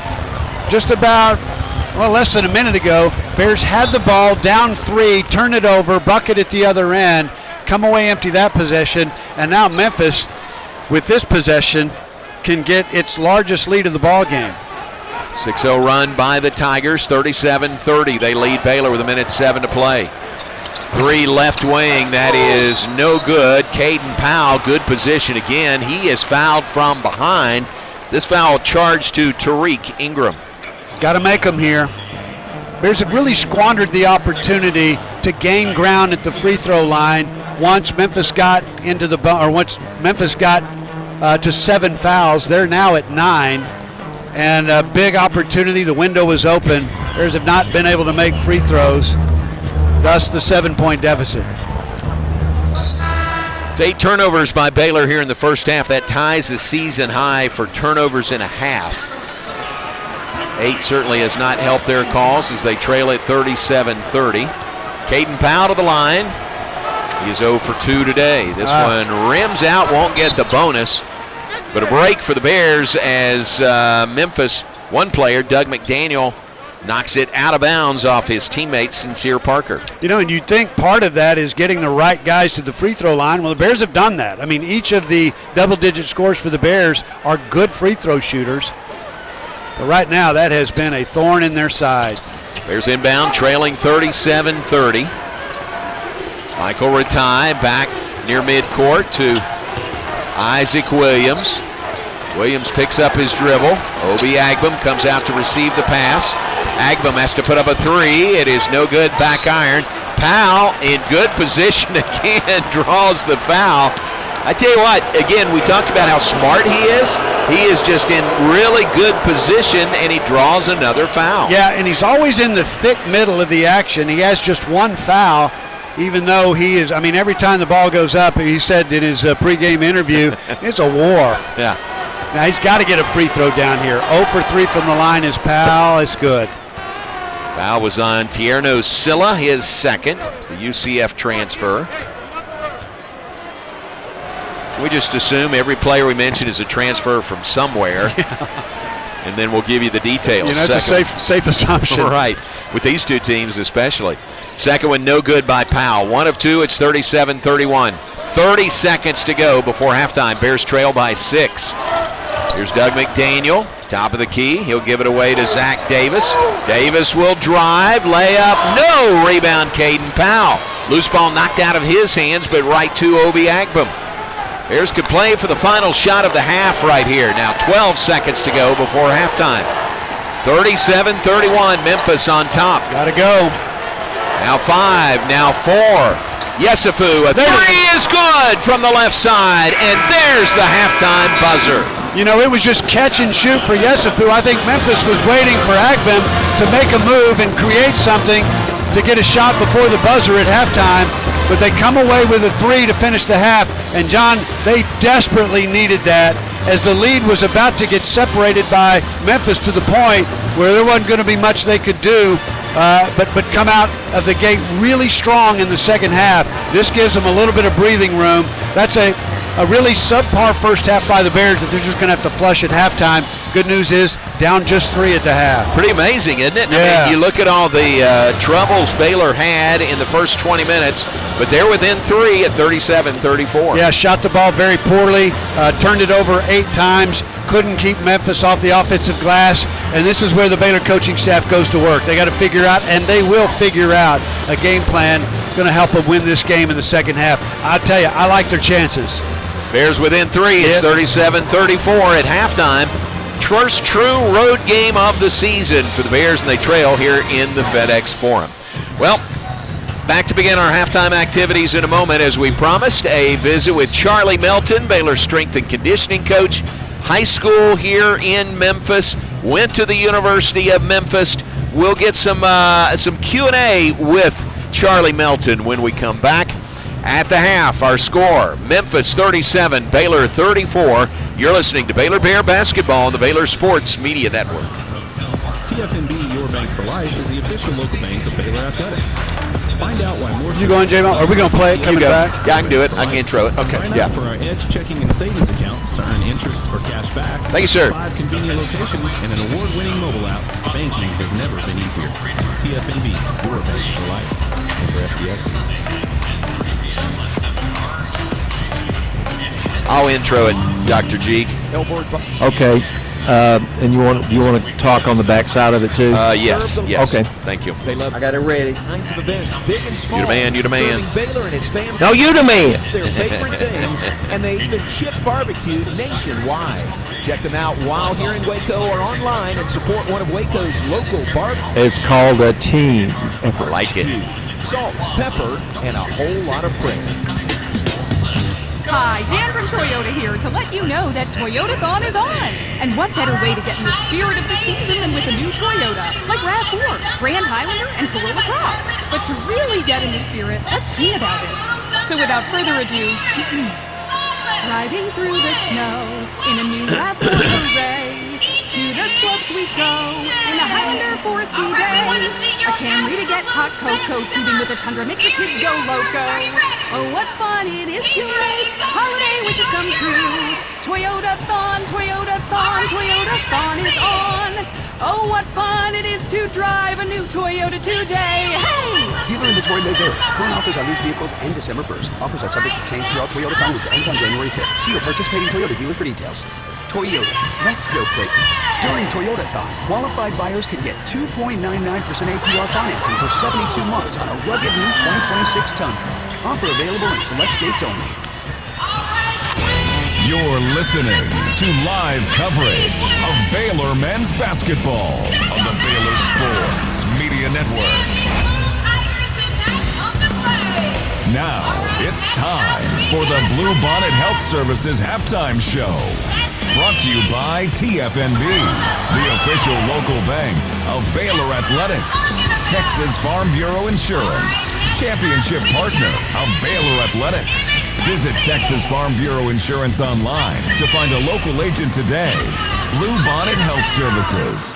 Libman, America's trusted brand name in cleaning. Premier ER and urgent care. Feel better now. Stay tuned as we break down the first half. Checking on scores and more. All coming up on the Baylor Sports Media Network. Halftime from FedEx Forum in Memphis. Baylor trails the Memphis Tigers 37-34. A three at the halftime buzzer by Tunde Yesufu pulls the Bears within three at the intermission. Pat will give us all the first half stats coming up in just a moment. As promised, want to visit now and let you hear from Baylor strength and conditioning coach Charlie Melton. Has been with Baylor and Baylor basketball for a long time, but prior to his time at Baylor was at Florida State for a short time, and prior to that was a student and a graduate of the University of Memphis. In fact, lived in Memphis from the 9th grade on. So Pat and I thought it would be good to play a little Q&A game with Charlie Melton comparing Memphis and Waco. Sounds like a plan. Good to be back in the 901, Kirby High School, 92, shout out. There you go. And your mom's here today. Yeah, mom and brothers are going to be here. It's great to be with family back in the South again. Very good. We got 12 questions for you. Big 12 questions for you. And we'll lead off with your best sports memory growing up in Memphis. Easily the best sports memory in Memphis is student at University of Memphis. Started when it was Memphis State University. We beat the Tennessee Volunteers and Peyton Manning in the Liberty Bowl. And the same night, Buster Douglas beat Mike Tyson. Great Pretty night good for memory. sports. Sounds like a vivid memory. That would have been the same night we beat Arkansas. Question number 2, Charlie. Did you watch Penny Hardaway play here?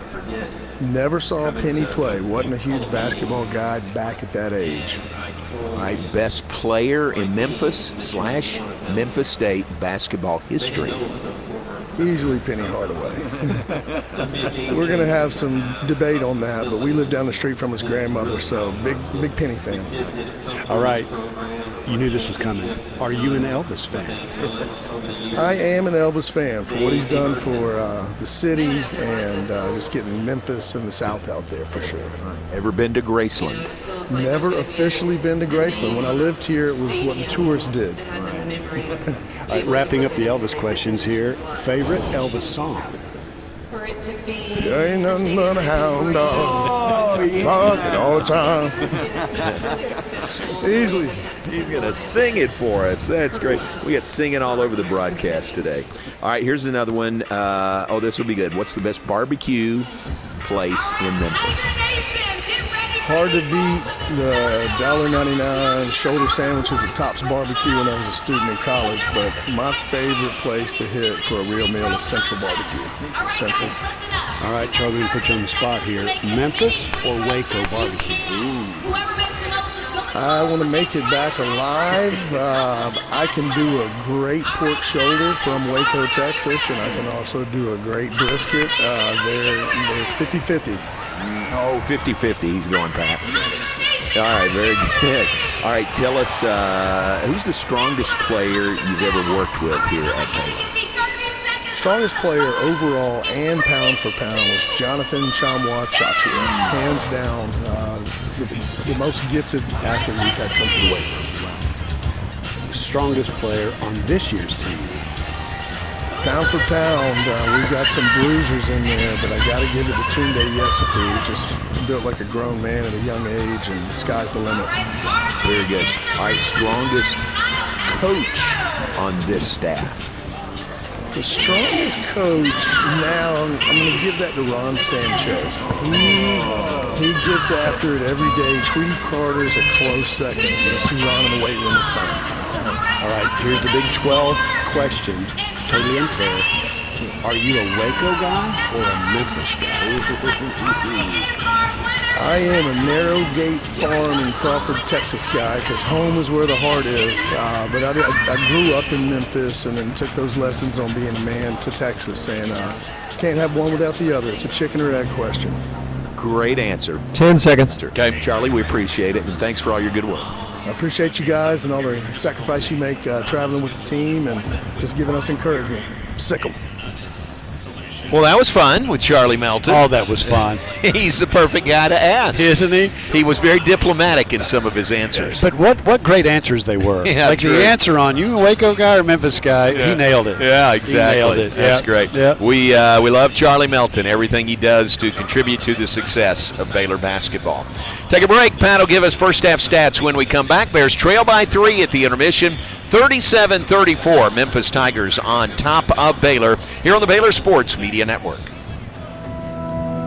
Bluebonnet Health Services has been caring for Central Texans since 2004. Bluebonnet is locally owned and operated, which allows them the most interaction with patients each and every day, promoting All right, if you could compassionate say, care when you come and back, integrity. Bluebonnet They Health provide Services, hands-on halftime attention to their report. patients Bluebonnet through a Health staff Services, with right? years I of forgot to say it. experience. Bluebonnet Health Services I'll be right provides back. home health care, supportive care, and hospice. Remember, it's your health, your choice. Ask your doctor for Bluebonnet Health Services.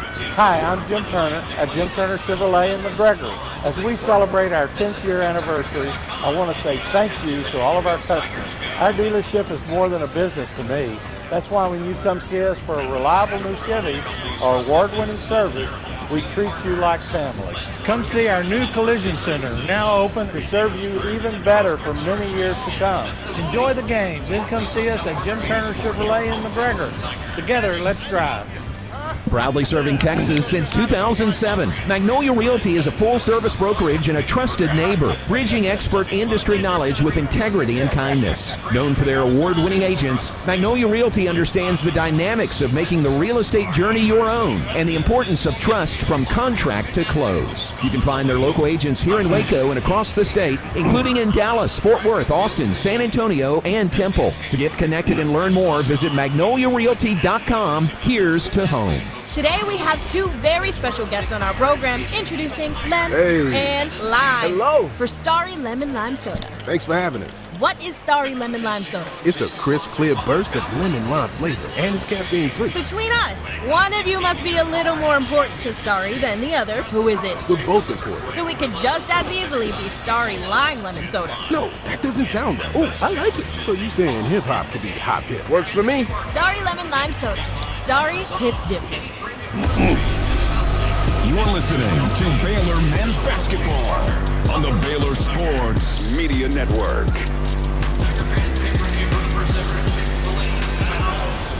We're at the FedEx Forum in Memphis, Tennessee. Baylor's first true road game of the season. At halftime, Bears find themselves down by 3 to the Memphis Tigers. 37-34 is our halftime score. Bears got double-digit scoring for just one guy. Cameron Carr, big first half, 11.7 rebounds, 8 points, a couple of rebounds for Tunde Yesufu.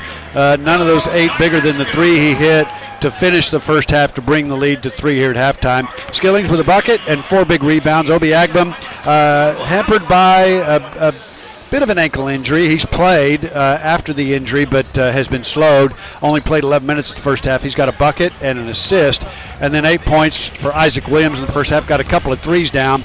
3 points for Caden Powell, but 6 big rebounds for Powell and 2 block shots in the first half. Michael Ratai played, got 1 rebound, did not score in the ball game. So Bears would come in with 6 different double-digit scores in the ball game. And right now, some of those double-digit guys have been held in check. Aaron Bradshaw led the way for Memphis, 11 points, 5 rebounds for the big guy, 8.7 rebounds for Zach Davis. Doug McDaniel with just 3 points in the game. He averages double digits, only double-digit scorer on the roster for the Tigers, and got 3 at halftime. Quante Berry with 2 in the first half, 6 for Ashton Hardaway, Sincere Parker with 3. Tariq Ingram had 4 in the first half. Shooting percentages look like this. Baylor not real good at 32.3%, much better at the three-point line, 6 of 13. Left a lot of points at the free throw line in the first half, going just 8 of 15. Memphis, 36.8% from the floor. Could not get a 3 down, well, actually 2, but in 11 attempts. And then Tigers 7 of 10 for the first half. Give you some more facts and figures as we get into the second half, which is about 2 or 3 minutes away. So stay with us as the second half is close to getting underway here on the Bluebonnet Health Services Halftime Show. It's the wrap-up the year sales event at Allen Samuels Dodge Chrysler Jeep Ram in Waco. Drive the stunning 2025 Jeep Grand Cherokee L with 0% financing for 60 months, or take $4,500 in combined bonus cash, plus $1,000 in select inventory cash. And right now, enjoy no payments for 90 days. Just sign and drive into the new year. These deals end soon, so hurry into Allen Samuels in Waco today. Come by, let's be friends. Are you tired of slow internet? Are data caps and throttling making it impossible to stream your favorite shows and movies? If so, it sounds like it's time to switch to NextLink Internet. With NextLink, there are no data caps and no throttling, just super fast internet speeds, up to 1 gig over wireless in some areas. Plus, NextLink is an official partner of Baylor Athletics. So don't wait another minute. Give NextLink a call or go online to nextlinkinternet.com to see what special offers are available to you. Blazing fast internet is just a click or phone call away. Sick 'em, Bears. Come see why Green Eye Associates is voted best in Waco year after year. Enjoy exceptional service and care from Dr. Leanne Green alongside her dedicated optometrist and staff. Receive trustworthy insights on your eye health. Enjoy the impressive variety of contacts and eyewear, and work with the most experienced optical team in Waco. Don't miss the new state-of-the-art dry eye therapies that rejuvenate the eyes and face with safe, non-invasive treatments to restore comfort and quality of life. Green Eye Associates. Okie dokie doggy daddy. Okie dokie. How many steals by listening to the Bluebonnet Health Services Halftime Show 3 on the Baylor Sports Media Network. Brought to you by TFNB, the official local bank of Baylor Athletics. Texas Farm Bureau Insurance, championship partner of Baylor Athletics. Visit Texas Farm Bureau Insurance online to find a local agent today. Bluebonnet Health Services. Lidman. Let's go. America's Turn it on. I think we're going to come out in gear. ER and urgent care. Feel better now. Stay tuned as we get set for the second half action with the Baylor Bears as we rejoin the voice of the Bears, John Morris, live from the booth, bringing you the second half action and more. All coming up on the Baylor Sports Media Network. That will wrap up our Bluebonnet Health Services halftime report, brought to you by Bluebonnet Health Services. Your health, your choice. Ask your doctor for Bluebonnet. About to begin the second half, Pat. Bears within 3, down 37-34 to the Memphis Tigers. And let's revisit your keys from pregame. How'd those work out through the first 20 minutes? You know, you'd think they worked out, well, okay. Yes. Control McDaniel, they've done that. Done that very well. Didn't expect to see the offensive production from the low post from Memphis. On the backboards, Bears did okay. In fact, just out-rebounded by 1. The key there is Memphis getting second chance points, and then they got to take care of the ball. We said before the game, they have not done that. They turned it over 8 times at halftime, which led to 11 points off those turnovers for the Tigers. All right, here we go, beginning the second half. Doug McDaniel drives in, layup no good. Well, they did control McDaniel, just 3 points in the first half. He's their leading scorer. Bears ball, Mikey Ratai in the paint. Kicks it outside to Agbum for 3. Missed badly off the right side of the rim. Offensive rebound by Caden Powell. Shot up, no good. Then he goes to the floor trying to get another rebound, and the ball touches out of bounds. You know, great hustle by Powell to get to the offensive glass. Might have been better served because immediately he was surrounded by a couple of bigs, long bigs for Memphis. Might have been better served just to kick it back out to the perimeter, take advantage of the rebound, and get into another offensive set. So both teams have had cracks at the basket. No change in the score, 37-34. Memphis leads Baylor. Here's a pass on the baseline left to a Jock, holding his ground as well as he can. Caden Powell, but a Jock just puts it up and in over him for two. You know, I was thinking adjustments in the second half. I thought we might see a little more doubling down from the perimeter. Baylor still feels like they can guard the low post, man to man. Pretty good defense that time by Powell.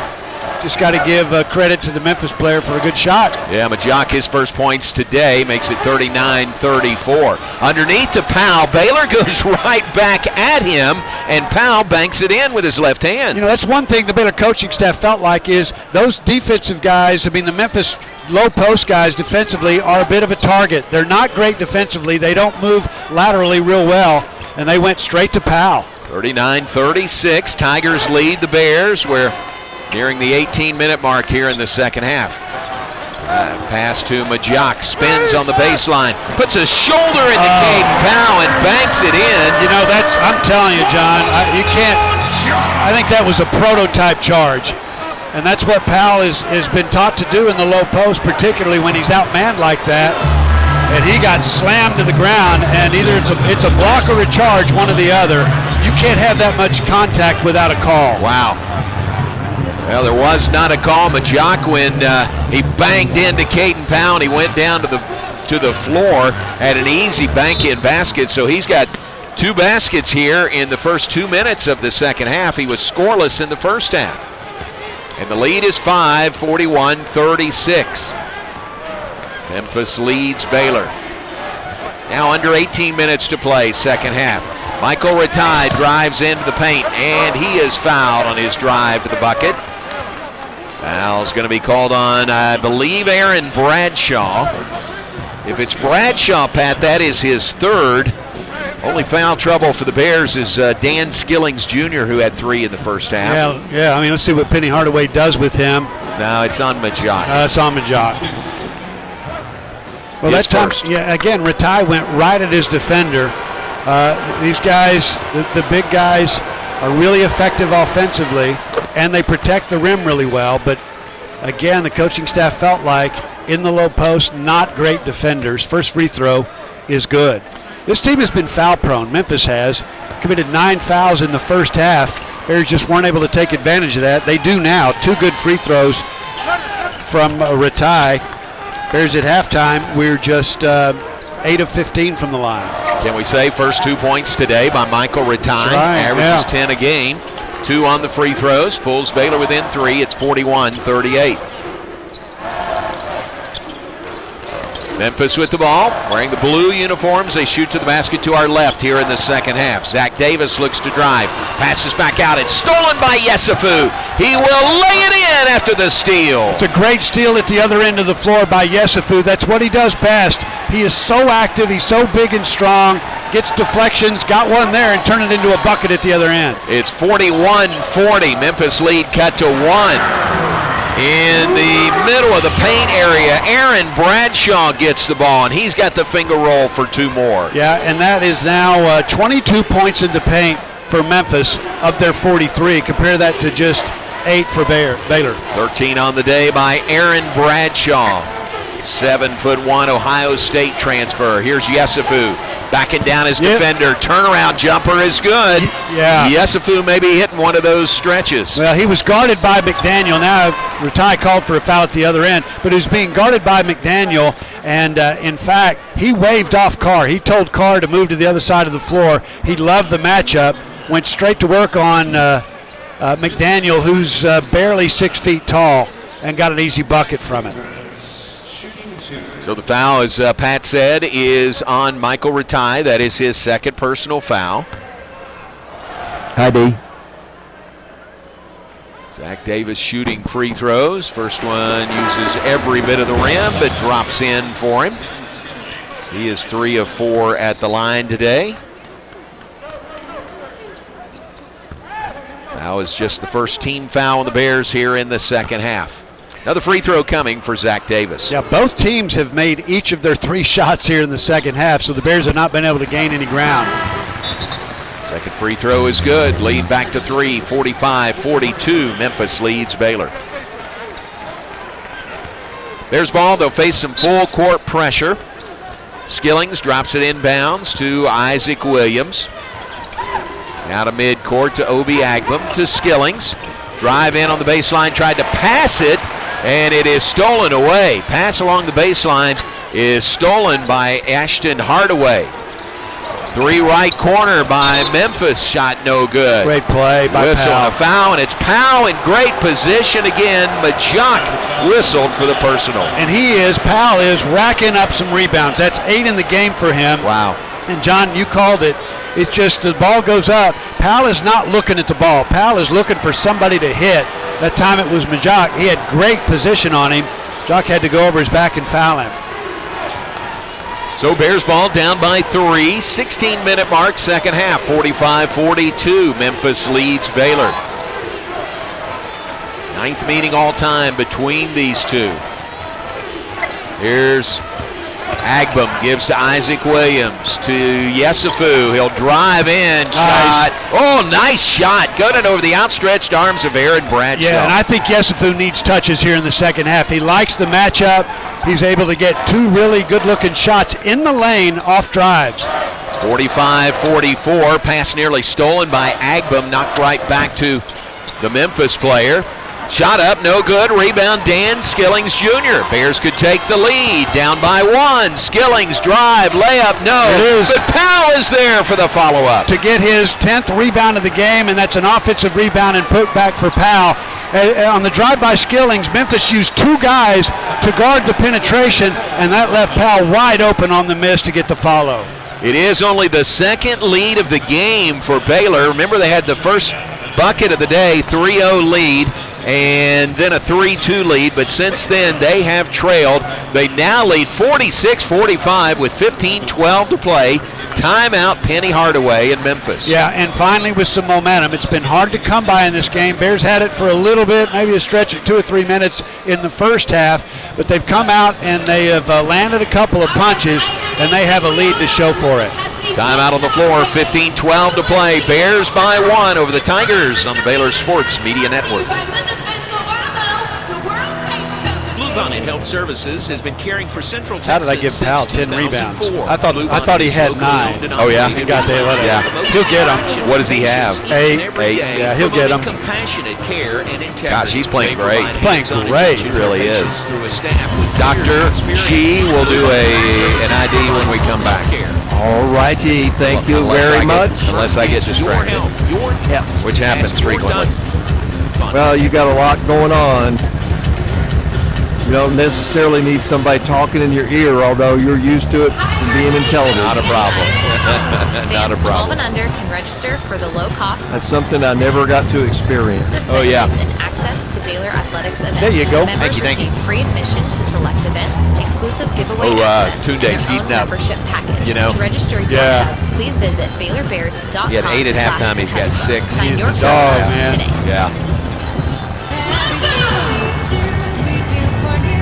Slam Dunk benefits at First Central Credit Union. Tip off with free checking that pays cash, less fees, great rates, Carr hadn't quick scored in a local while. loans, easy online applications, a free mobile app, secure remote control cards, 24/7 deposits. So we've scored more 12 secondary in the fees, first and a free 4 minutes of the second half. Yeah. Wow. Yeah. 34 at halftime. You're listening to Baylor Men's Basketball on the Baylor Sports Media Network. Baylor leads Memphis 46-45, 15 minutes, 12 seconds to go in the second half. Let's pause 10 seconds for station identification. Back in 10 seconds on Baylor Sports Media Network. From the Allen Samuels Dodge Chrysler Thank y'all. KRCI Waco, K222AC Waco, K265DV Temple, ESPN Central Texas. Alongside the Hall of Famer Pat Nunley, I'm John Morris. Dr. Van Goodall, our network board operator today. Nice run by the Bears, Pat. They've hit 5 of their last 6 shots to take the lead since the first time it was when it was 3-2 at the start of the game. And John, it was a struggle offensively for the Bears. Still got a long ways to go in this one. The Bears have scored 12 points by the first media timeout. In 5 minutes of play, under 5 minutes of play, they've scored 12. 6 of those provided by Yesufu. Another big step by the Bears here in the second half. They've out-rebounded Memphis 4-1 by the first media timeout. I'm sure the message from the coaching staff at halftime was win the first media, and they've done that. Now again, that's just a 1-point lead, but still, that's a big step for this team to take after they really struggled in the first. All right, Memphis ball coming out of the timeout. Timeout called by Penny Hardaway. Baylor with the lead, 46-45. Quante Berry dribbles on the perimeter. Give it to Doug McDaniel. McDaniel drops the ball off outside the arc to Tariq Ingram. Ingram now will give it to Ashton Hardaway. Oh, what a shot clock violation. He had no clue he was about to get caught. That was great defense. I mean, John, up here we've got a great view of the floor, and you could just see how the Bears were moving and switching and doing exactly what that Ron Sanchez crafted defense is all about. And Memphis had nothing in that possession. How about that? Bears ball following a timeout. 14:48 to play. Still Baylor 46, Memphis 45 on the Baylor Sports Media Network. Hi, Jan from Toyota here to let you know that Toyota-thon is on. He had no and idea. What better way to get in the spirit of the season None. than with Yeah. a new Toyota, like RAV4, Grand Highlander, and Corolla Cross. But to really get in the spirit, let's sing about it. So without further ado, riding through the snow in a new RAV4 Hooray. To the slopes we go in a Highlander for a ski day. A Camry to get hot cocoa, tooting with a Tundra makes the kids Man. go loco. Oh, what fun it is to make holiday wishes come Sorry, true. kids, we're breaking into him. Toyota-thon, Toyota-thon, Yeah. Toyota-thon is fun. Oh, what fun it is to drive did I buy? a new Toyota today. Some, Hey! Dealer inventory may vary. Current offers on these vehicles and These December things I've 1st. tried to eat Offers are one subject to time. I change can't throughout even eat it. ends on Sour Patch Oh, Kids? yeah. Oh, gosh. Toyota. Let's go places. I would not. During Toyota-thon, qualified buyers can get 2.99% APR financing for 72 months on a rugged new 2026 Tundra. Offer available in select states only. Today we have 2 very special It's like guests on our anytime we do program anything good defensively, we feel like we need to credit Ron Sanchez. He's not the only coach. What am I, chopped liver? Yeah, yeah. Between us, one of you must be a little more important to Starry than the other. Who is it? So we can Where's just Jay New? as easily be Starry. He's not on this trip, is he? Just thought about that. Works for me. Starry Lemon Lime Soda. Starry hits different. You're listening to Baylor Just hit me. Men's Basketball on the Baylor Sports Media Network. Our Courtside Cam is brought to you by NextLink, reliable high-speed internet for your home or business. Tune into our broadcast on the Baylor Athletics YouTube channel, and you can watch radio right here inside the FedEx Forum in Memphis, where Pat Nunley, the Bears, lead 46-45. Yeah, and they made 5 of their last 6 shots, 5 of 6 to start the second half. And I think a lot of that is getting the ball into mismatches that favor the Bears, and that has largely been Tunde Yesufu, who's been able to work on McDaniel a couple of times, and that's a big mismatch for the Bears on that side of the floor. And they've just been smarter, and I think their offense is efficient here in the second half, and it was not in the first. Bears by 1, 14:48 to play. Stay with us after the game for the First Central Credit Union post-game show, brought to you by the First Central Credit Union. Everything we do for you. Long way to go. A lot of water left to go under the bridge here in this second half. Yeah, very much so. This still is a very supportive home crowd, supportive for the home team, as you would expect. Bears, I thought, were affected by that in the first half. They've settled in, and you're right, we got a long way to go. We're just at 14:48 left in the ball game. But still, you just get the feeling that the Bears have just finally settled in, relaxed a little bit, and the defense to start the second half has been really good. How about this note from Josie Hutton, Baylor Athletic Communications? Tunde Yesufu started the game 0 for 4, which we've seen before. We have. And he's 6 of 6 since then. How about that? And we've seen that before also. We have seen that before. What I love about Yesufu is, again, I said earlier, that ball is not going in if you don't keep shooting it, and he keeps letting it go. He's got such confidence, really confidence, and a level of maturity that you wouldn't expect from a true freshman. All right, here we go, back to play. Baylor ball following the shot clock violation by Memphis. Agbum drives all the way to the mid-post. In trouble there, gets it away to Skillings, to Williams, to Yesufu. That three rims out from the left wing. Had a good look at it. Rebounded by Memphis, trailing by 1. McDaniel tries to thread the needle, pass it in traffic down low, and it's stolen by Caden Powell. Yeah, and that's the third turnover of the day for McDaniel. Bears ball, Agbum to Isaac Williams on the left wing outside the arc. Williams backpedals, now drives. Oh, how about that play? Tried an alley-oop to Dan Skillings, but it wouldn't fall. But an offensive rebound by Caden Powell. Oh! Yesufu, who knocks down a three-pointer. He was wide open the last trip down the floor that time, even more wide open, and drilled that one. But all fueled by the offensive rebound from Powell. Biggest lead of the day for Baylor at 49-45. Three right wing, no good. Yesufu the rebound. He'll run it out himself. He'll take it all the way. Floater, no. Skillings the rebound, put back, no. Loose ball, McDaniels has it. Boy, Baylor had numbers there under the rim, just couldn't get the shot to fall. McDaniel.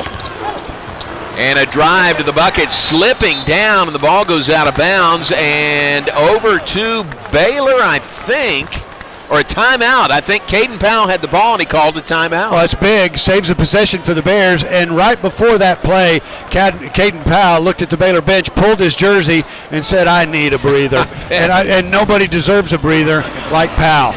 Well, and he's limping as he comes to the Baylor team huddle right outside the bench. Dave Snyder, Baylor men's basketball trainer, meets him there. Slaps him on the back and says something like, we need you, big guy. You know what? You are not coming out. We need you. We will tape it up. We'll do whatever. He is coming out because he needs a break. But that's really interesting, John. What Coach Drew's told the team is, look, we got a 7-man rotation. When you're tired, pull your jersey and come out because we've got to have everybody going, both barrels loaded. And that's what Powell did there. And it comes at a great time. But Johnny made us, if it's Baylor's ball in bounds, that is a tremendous play by Caden Powell to retain possession by the Bears. They'll get it, I believe, underneath their own bucket, a full 29. Oh, no, I'm sorry. Actually, it was out of bounds off of Baylor. Oh, so it's Memphis ball? I thought it was Baylor's ball. I agree with you. Yeah, well, okay, it is. I'm sorry. Yep, the official waved it. I thought the other direction. So Bears do get it. Big play by Powell. He does come to the bench to get a breather. Bears have Obi Agbum, Isaac Williams, Cam Carr, Michael Ratai, and Dan Skillings Jr., the 5 on the floor.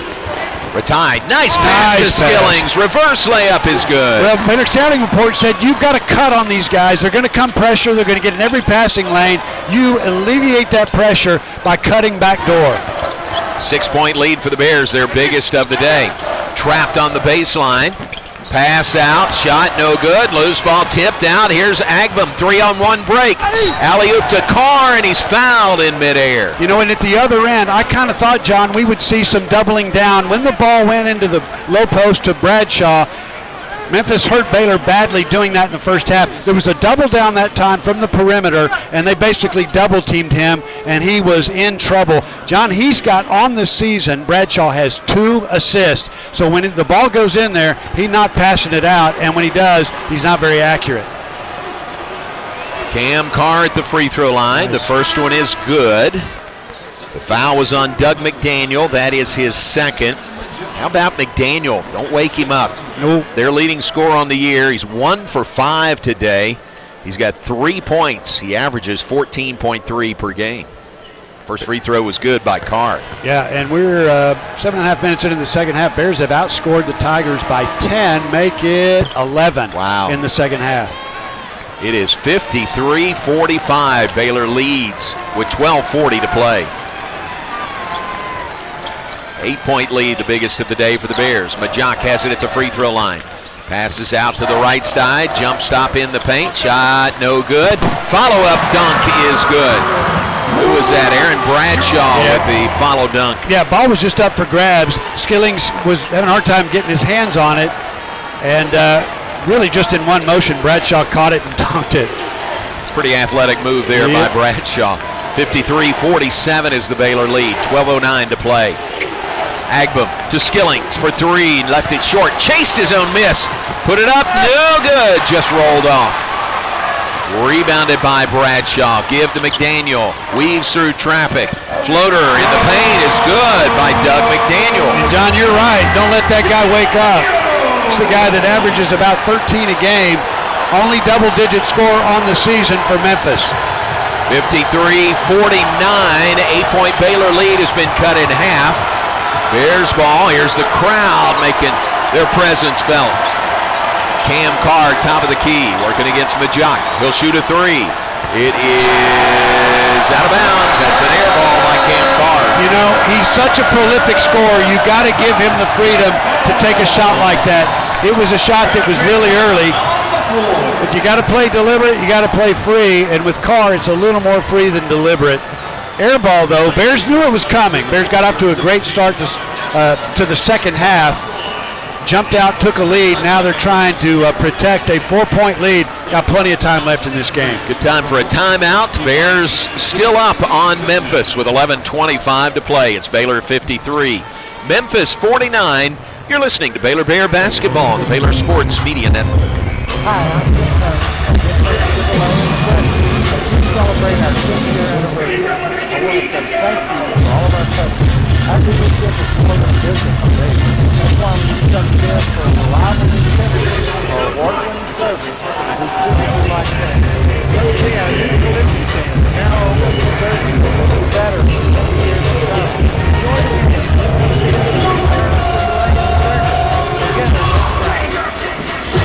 Green Eye Associates is voted best in Waco year after year. Enjoy exceptional service and care from Dr. Leanne Green alongside her dedicated optometrist and staff. Receive trustworthy insights on your eye health, enjoy the impressive variety of contacts and eyewear, and work with the most experienced optic team in Waco. Don't miss the new state-of-the-art dry eye therapy that rejuvenate the eyes and face with safe, non-invasive treatments and restore comfort and quality of life. Green Eye Associates, official optometrist of Baylor Athletics. Do you want to earn points by cheering on your favorite Baylor teams? Baylor Gold Rewards. Track your attendance on the Baylor Sports app across athletic events and earn points towards prizes and experiences. Download the Baylor Sports app or register online today at BaylorGoldRewards.com and start earning your points today.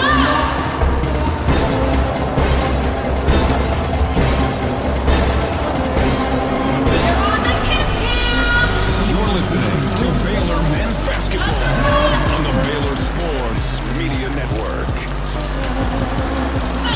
Baylor Basketball brought to you in part by Pepsi. Hey, Bears fans, this basketball season, make Pepsi your go-to game day drink because it's the only drink for basketball watching. Pepsi, that's what I like. Proud partner of Baylor Athletics. So John, go back to play. Bears nursing a 4-point lead, 11:25 to play in the game. And a stat we looked at very closely and followed in the first half, which was telling, was the rebounding battle. Bears have now forged ahead. They're 33-30, but a lot of offensive rebounds for Memphis in the first half, which they turned into 14 second chance points. That's a bunch. In the second half, Memphis has yet to get a second chance point. The Bears have 5. That's a big number. That's a big turnaround. That's how I thought Memphis was doing most of its damage offensively, was on the glass. Bears have been able to stem the tide a little bit there in the second. It's 53-49. Bears led by 8, now 4 with 11:20 to go. Back to play. Doug McDaniel, point guard, former K-State Wildcat, brings it across the timeline. He and P.J. Haggerty sort of traded places. Haggerty was here at Memphis, now at K-State. He's the leading scorer in the Big 12. Right. Only man scoring more than Cam Carr. Here's a drive runner right side that somehow finds its way in the bucket from Sincere Parker. You know, if he can make that shot, good for him, really. I mean, he was so closely guarded by Yesufu. 53-51, Yesufu into the paint. Gives it to Skillings. Isaac Williams drives to the baseline left. Back outside to Skillings. He'll knock down the three-pointer from the left wing. You know, I'm getting Yusufu some touches here in the second half. He has lit them up, and he's found the range. I'd make sure every possession Yusufu has what he wants. He's the guy that's got the hot hand. He had 8 at halftime. He's got 12 in the second half, 20 total. 3, the answer by Zach Davis. His first made 3 today. Yeah, that was a 1-pass 3 by Davis from long range. I don't think the Bears were really expecting him to pull that trigger that far out. 56-54. Davis, 29% three-point shooter. Here's Yusufu again. Missed this one from the right wing. Rebound Memphis. Baylor by 2 with under 10 minutes to play. Drive, layup is good to tie the game. That is Zach Davis again. Back-to-back baskets. We are tied at 56. Yeah, it's been a game of runs, and that's really what you expect on the road. You're going to get a shot from Memphis, and right now they're delivering it, all tied at 56. Isaac Williams fires it to Yusufu on the right wing, outside the arc. Working against his defender, gives it away to Michael Ratai. Ratai into the paint. 12-footer in and out, no good. Loose ball tipped out to Memphis. It's a good look. That's the kind of shot you want from Ratai. A little fall away right in the middle of the lane. Doug McDaniel crosses midcourt with the ball, looks to the bench, gets the play signaled in from head coach Penny Hardaway. 8:59 to go. Baylor 56, Memphis 56. Pass into the paint and a foul, and Aaron Bradshaw had the ball.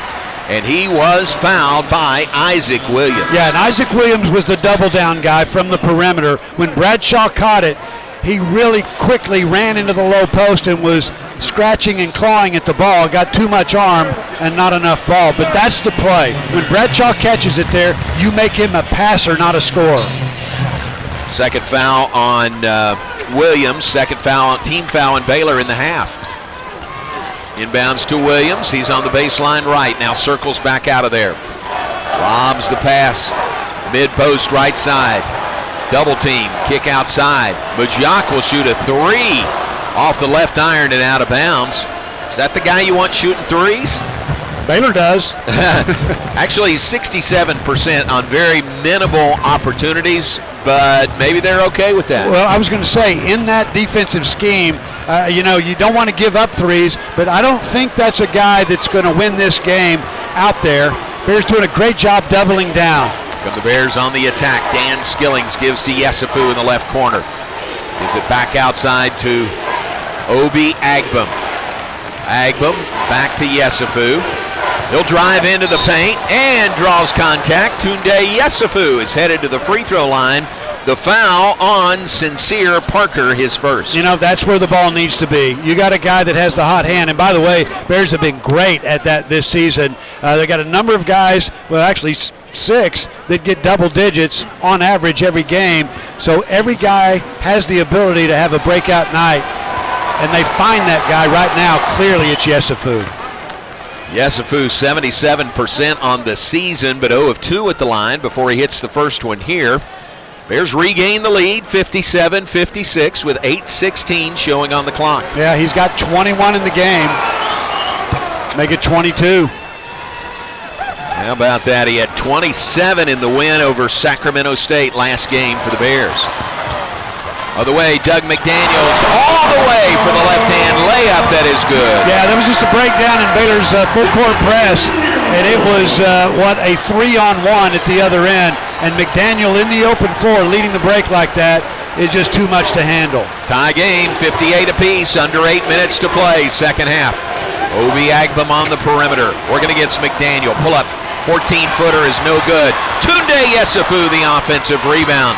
To Carr, he'll drive, shot no good. Loose ball controlled by Parker for Memphis. That's a really good look. Carr was looking for the foul, just didn't get the call.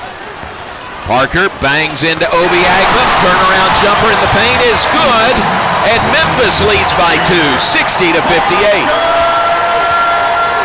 It's the kind of team, Memphis, when they get on a roll offensively, they're not running that much in their half-court sets. They're just trying to isolate. They've got some really skilled players.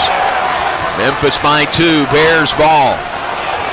Skilling's 3, left corner is no good, skips over the rim. Caden Powell the rebound, but a whistle and a foul. And I think the foul is on Powell. And then one of the Memphis players kind of slapped the ball away, and the officials step in. Jason Smith steps off the bench for Baylor. We got a timeout on the floor. The under 8-minute timeout comes with 7:09 to play. Our score, Memphis 60, Baylor 58. Stay with us. You're listening to Baylor Bear Basketball on the Baylor Sports Media Network. Membership unlocks exclusive perks from networking with an incredible community to enjoying stunning spaces. Did you know you don't have to be a member to host your private event with us? Whether it's a wedding, corporate gala, or milestone celebration, our expert private events teams handle every detail with precision and warmth. Indulge in gourmet catering crafted by our executive chef and relax knowing your event will be unforgettable. Ready to join the club or just host in style? Call 254-710-8080. Rookie home buyer? Slam dunk buying a home with First Central Credit Union. We are opening doors to home ownership. First Central's open door mortgage loans up to 95% of the appraised home value. Our starting lineup includes low closing costs, no points, low origination fees, flexible terms, You know who their number one assistant is? Mike Davis.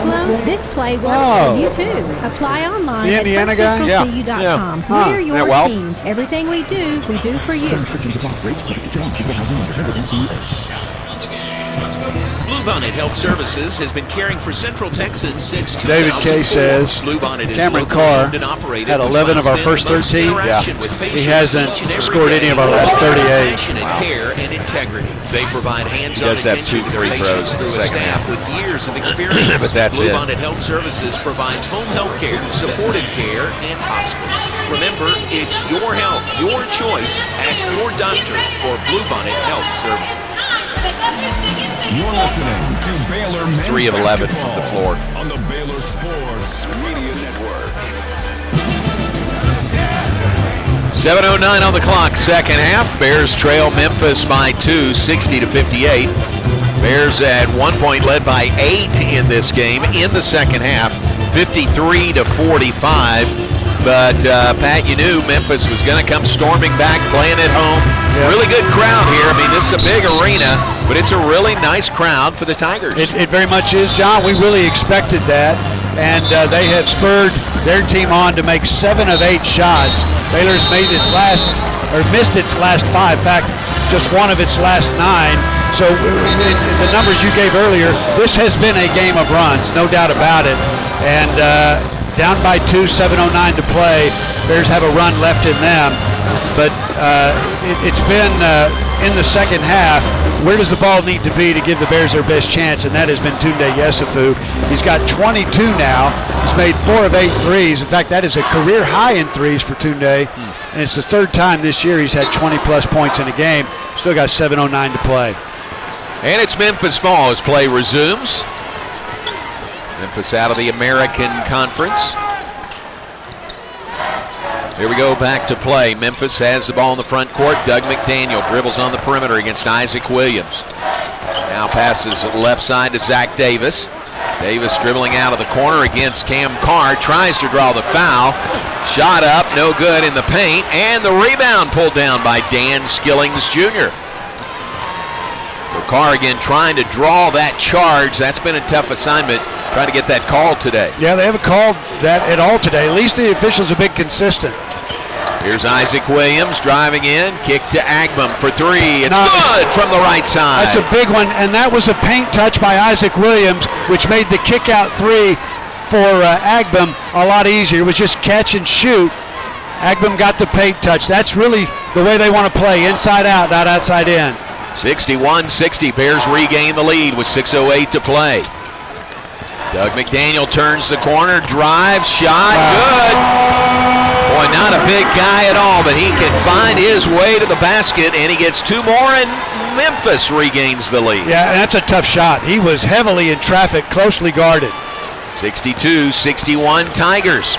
Skillings, reverse layup is good. What a great play by Skillings. He's had to earn everything he's gotten today. That's just his 6th point of the day, but he has tacked on 8 rebounds. 63-62, Baylor on top. 5.5 minutes to play, second half. McDaniel dribbling out near midcourt. Isaac Williams on him defensively. Pass to Majok. Big 7-1 Majok gives the ball away to Sincere Parker. And trying to strip the ball away, Isaac Williams is whistled for a foul. Yeah, and that's really what he's supposed to do, and he's done that a couple of times, been called for 2 fouls in the second half, and he's getting in there, getting his hands on the ball, just trying to rake the ball away from the offensive player, but he's a couple of times now gotten more hand than he has, or arm, than he has ball. It's 3 personal fouls on on Williams. 4 team fouls on the Bears in the second half. Back to play. Williams drives again. Running left-hand layup is no good. Ball saved inbounds. Now maybe a tie-up. No, Baylor had the ball, but stepping out of bounds was Isaac Williams over there on the far side of the floor. Yep, and now Memphis will get it on the far side of the floor, about 35 feet from the bucket with 9 on the shot clock. 5:09 on the game clock. Baylor leads by 1, 63-62. Williams inbounds, gets it back. Up with a 16-footer that is no good. Rebound offense put back and a foul. Obi Agbum whistled for the foul of Zach Davis. Yep. I think at halftime, or maybe during that first media timeout, second one, Penny Hardaway was saying, look, guys, we were able to build a lead by getting to the offensive glass. Got to do that again. Bears started the second half out rebounding Memphis 5-1, and the Tigers are back in that game. They're getting a lot of production on the glass. Foul on Agbum, his second, puts Sincere Parker at the free throw line. 57% on the year. First one is good. 8th point of the day for Parker. Former McNeese State Cowboy, and that second one rolls in. And the lead seesaws back the way of the Tigers, 64-63. 1-point game with 4:53 to play. Here's Ratai, almost lost the handle in the paint. Gives it back to Cam Carr. Carr only 2 free throws in the second half. Ooh. And he is bumped by Majok out on the perimeter. Yeah, it gets the Bears 1 step closer to the bonus. That is the 16th foul against Memphis. And Cameron Carr had 11 of Baylor's first 13 points in the game, and he's stuck on 13. I think we're going to hear from Carr before this game is finished. He's got 4:44 to do something. Yeah, only 2 points in the second half on 2 free throws. Bears put it back in play. Isaac Williams drives, passes to Carr. 3, right corner is no good. High bounce over the top of the backboard and out of bounds. And a really great look, and Williams was the guy that created it again on the dribble drive. Got the ball into the heart of the defense, and he had a wide open Carr in the corner. So Memphis has the ball back, leading by 1, 64-63 with 4.5 minutes to play before in the game. 4.5 minutes remaining. Sincere Parker, top of the key, gives to Doug McDaniel. First name D-U-G, Doug McDaniel. Running hook shot, no. Majok went for the follow, flush, couldn't get it. Long bounce back out to Zach Davis. Now Davis will drive on Carr. Oh, and Carr, guarding him closely, is whistled for the foul. Great defense by Carr. That's a handful out there on the perimeter. It's a guy that's 6'8", about 225, going to work on him. Thought he did a nice job, just a little bit too much body there as there was a spin move to the bucket. Nice play. I mean, each of these Memphis guys, particularly their wings, are skilled. They know how to get the ball in the hole. 4:07 to play. First free throw is good to tie the game at 60. No, I'm sorry. Memphis had the lead, so now they go up by 2. They'll look to make it 3. As Cam Carr comes to the bench, Michael Ratai to the bench. Caden Powell is back on for Baylor. Second free throw is good. It's a 3-point lead for the Tigers. You know, Memphis is getting points uncharacteristically from guys other than McDaniel. two big guys at double digits, and those guys, that's way above their averages. 66-63 is the lead for the Tigers.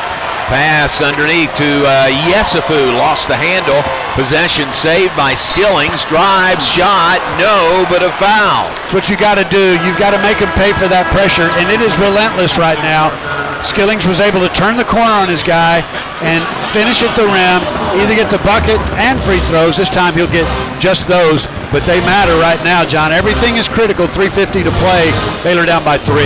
And a timeout on the floor. Free throws for Dan Skillings Jr. When we come back, our score, Memphis 66, Baylor 63. 3:50 to play in regulation on the Baylor Sports Media Network. Proudly serving Texas since 2007, Magnolia Realty is a full-service brokerage and a trusted neighbor, reaching expert industry knowledge with integrity and kindness. Known for their award-winning agents, Magnolia Realty understands the dynamics of making the real estate journey your own and the importance of trust from contract to close. Local agents here in including in Dallas, Fort Worth, Austin, San Antonio, and Temple. To get connected and learn more, visit magnoliarealty.com. Here's Tim Owner. Hi, Dan from Toyota here to let you know that Toyota-thon is on. And what better way to get in the spirit of the season than with a new Toyota, like RAV4, Grand Highlander, and Corolla Cross. But to really get in the spirit, let's sing about it. So without further ado, driving through the snow in a new RAV4 hooray. To the slopes we go in a Highlander for a ski day. I can't wait to get hot cocoa teeing with a ton of the kids go loco. Oh, what fun it is to make holiday wishes come true. Toyota-thon, Toyota-thon, Toyota-thon is on. Oh, what fun it is to drive a new Toyota today. Hey!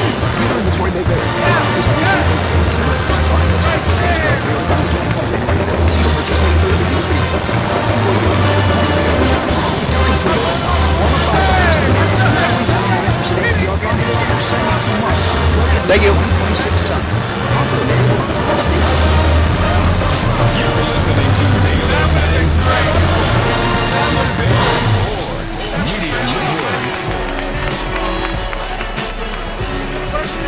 Memphis leads by 3, 66-63, 3:50 to play in this game. A lot to yet to be decided here. Next game for the Bears comes up Wednesday. Pat, it is the so-called screen game in Foster Pavilion. This is when we invite elementary kids to come to Foster Pavilion to see a game. And man, do they come, and man, do they bring their shrill voices.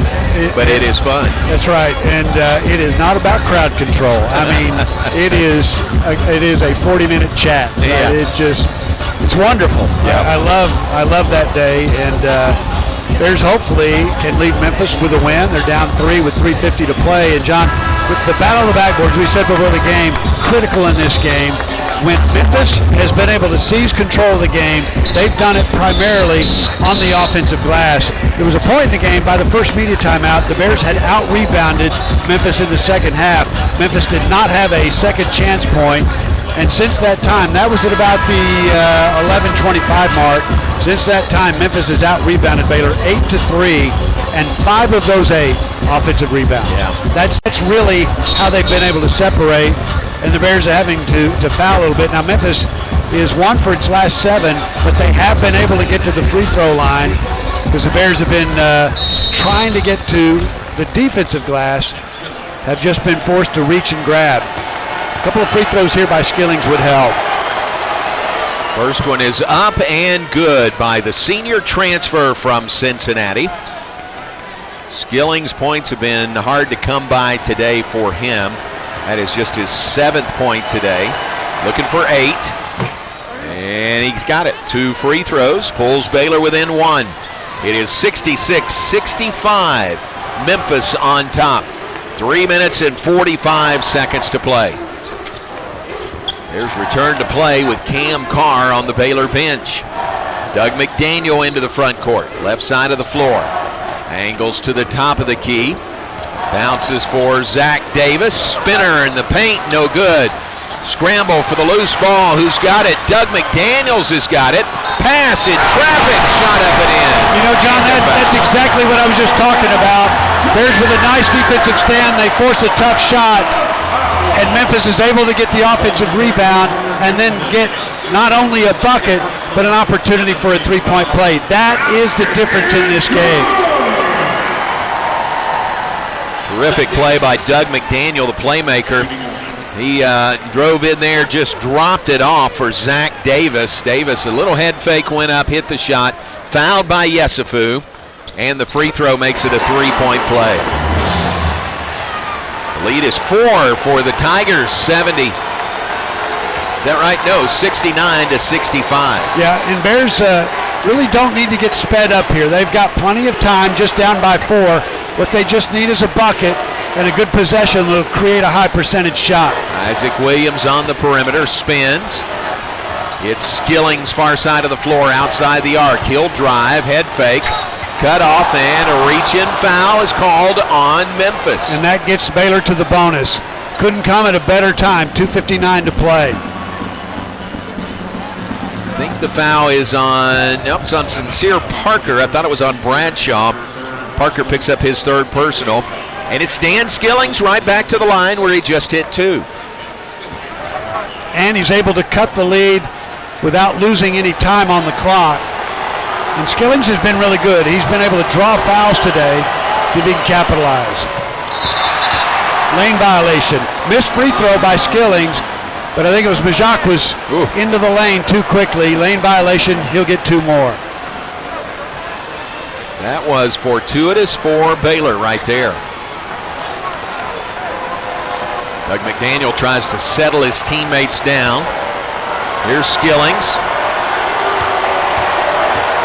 This is the 1+. The first one is way short and out of bounds. Last touch by Yesufu.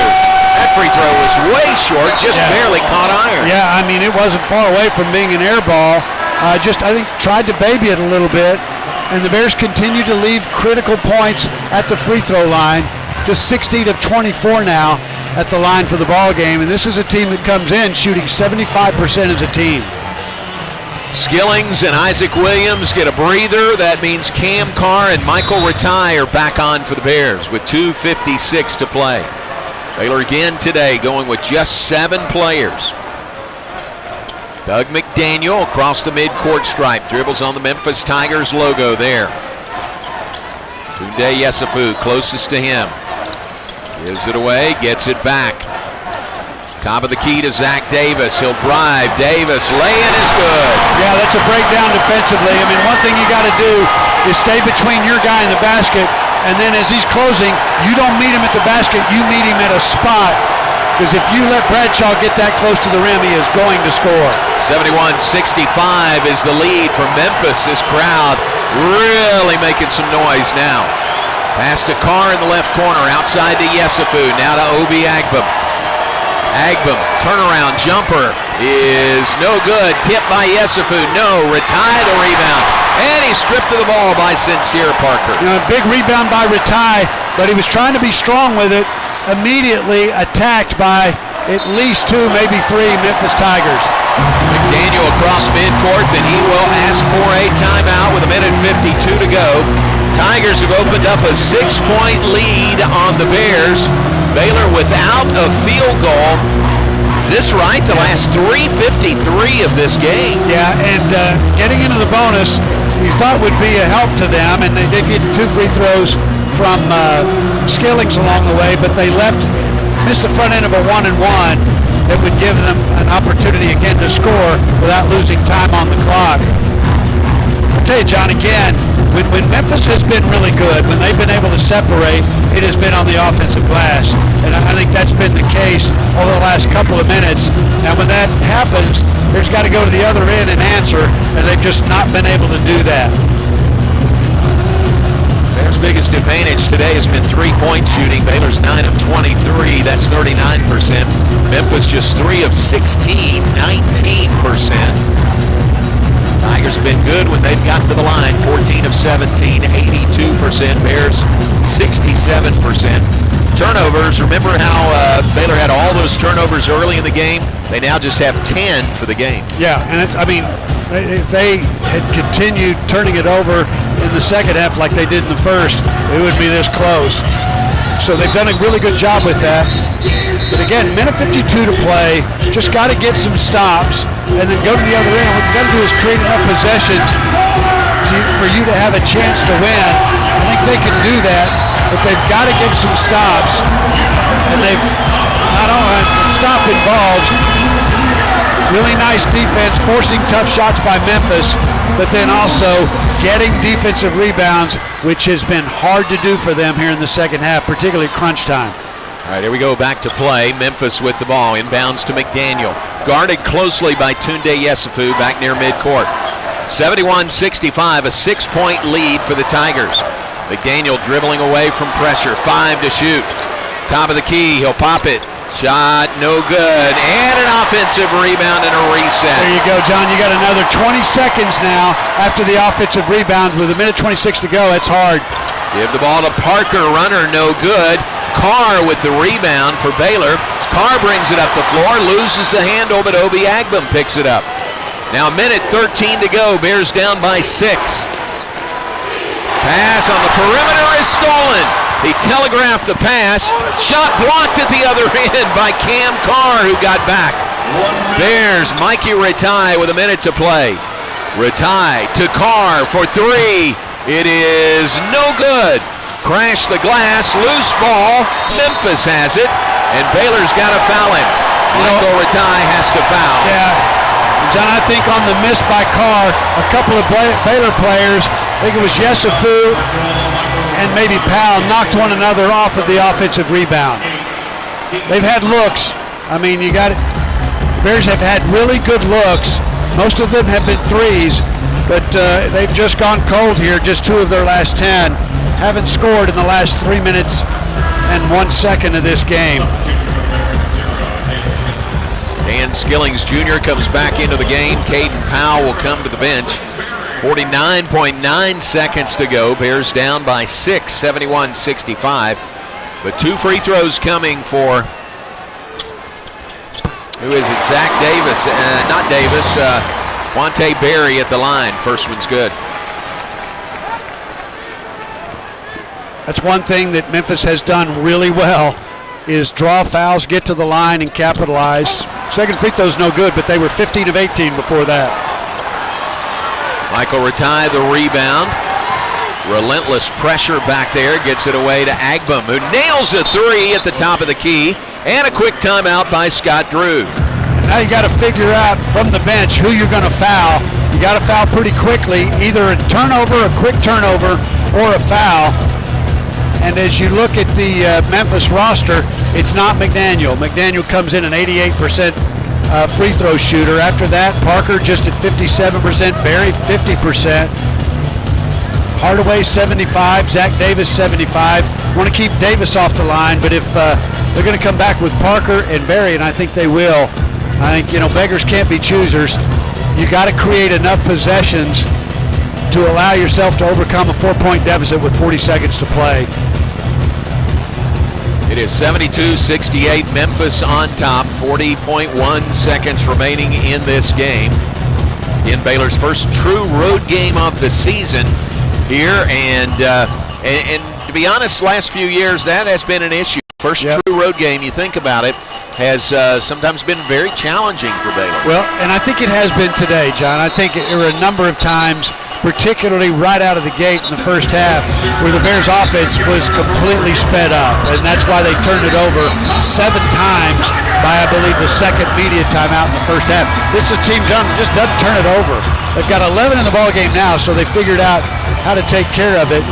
But I think, too, this home crowd at crunch time, when it was 5 to grind, Memphis really, I think, seized control of the game. They fed off of the energy provided by the crowd and dominated the glass on their offensive end of the floor. Last sequence, couple of nice blocks defensively by Cameron Carr. He's got a real knack for that. He does. Yeah, he really does. He's so quick off the floor. He's so athletic. Got a couple of big steals, a couple of big blocks to give the Bears a possession, but the Bears have come away empty on every one of those. See what they do here. I think you can have a quick foul, if not a turnover. Inbounds it comes to McDaniel. That's the last guy you want to foul, but you may have to. Got to, yeah. Yeah, he's just running away. He's going to keep the ball in his hands, and Obi Agbum chases him down and fouls him. You know, he's one of the quickest players on the floor, so you think just deny the ball inbounds to him, but that is tough to do. Fouling Agbum, his third, 9th team foul on the Bears. Doug McDaniel to the free throw line for the first time today, where, as Pat said, he is 88%. And the first one here is good. The lead is 5 for Memphis. Yeah, and the Bears' next foul gets Memphis into the double bonus. Second free throw by McDaniel, the senior,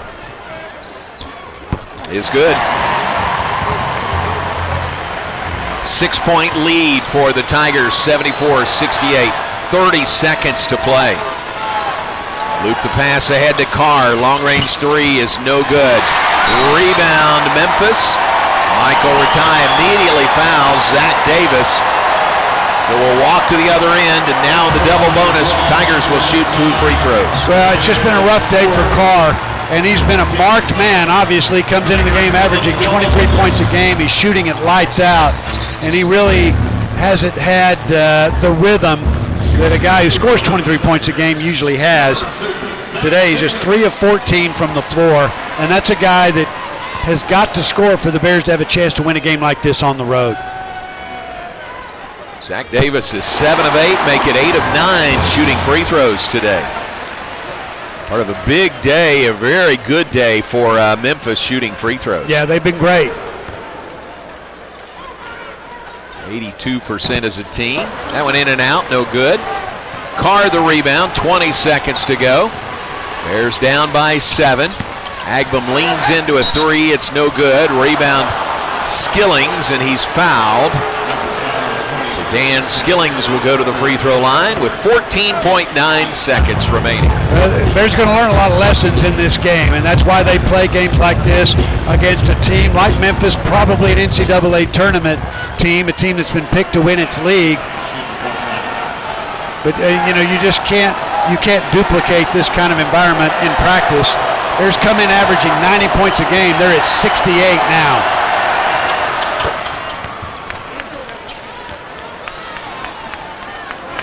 First free throw is good by Dan Skillings. He's 5 of 6 shooting free throws. Rough day for Skillings, but he's really come on. Shoots this one off the iron and followed it up with a bucket. But I guess they'll say a lane violation on Skillings. I think he stepped over the line. I think that's the call. It is. And Skillings is really good at that. I mean, that was an intentional miss by Skillings, but he knew he needed to be quick to the miss, and he was too quick. He crossed over the line when he shot it. 75-69 is the score. Bears down by 6. Timeout, Penny Hardaway, as the Tigers are trying to get the ball back in bounds.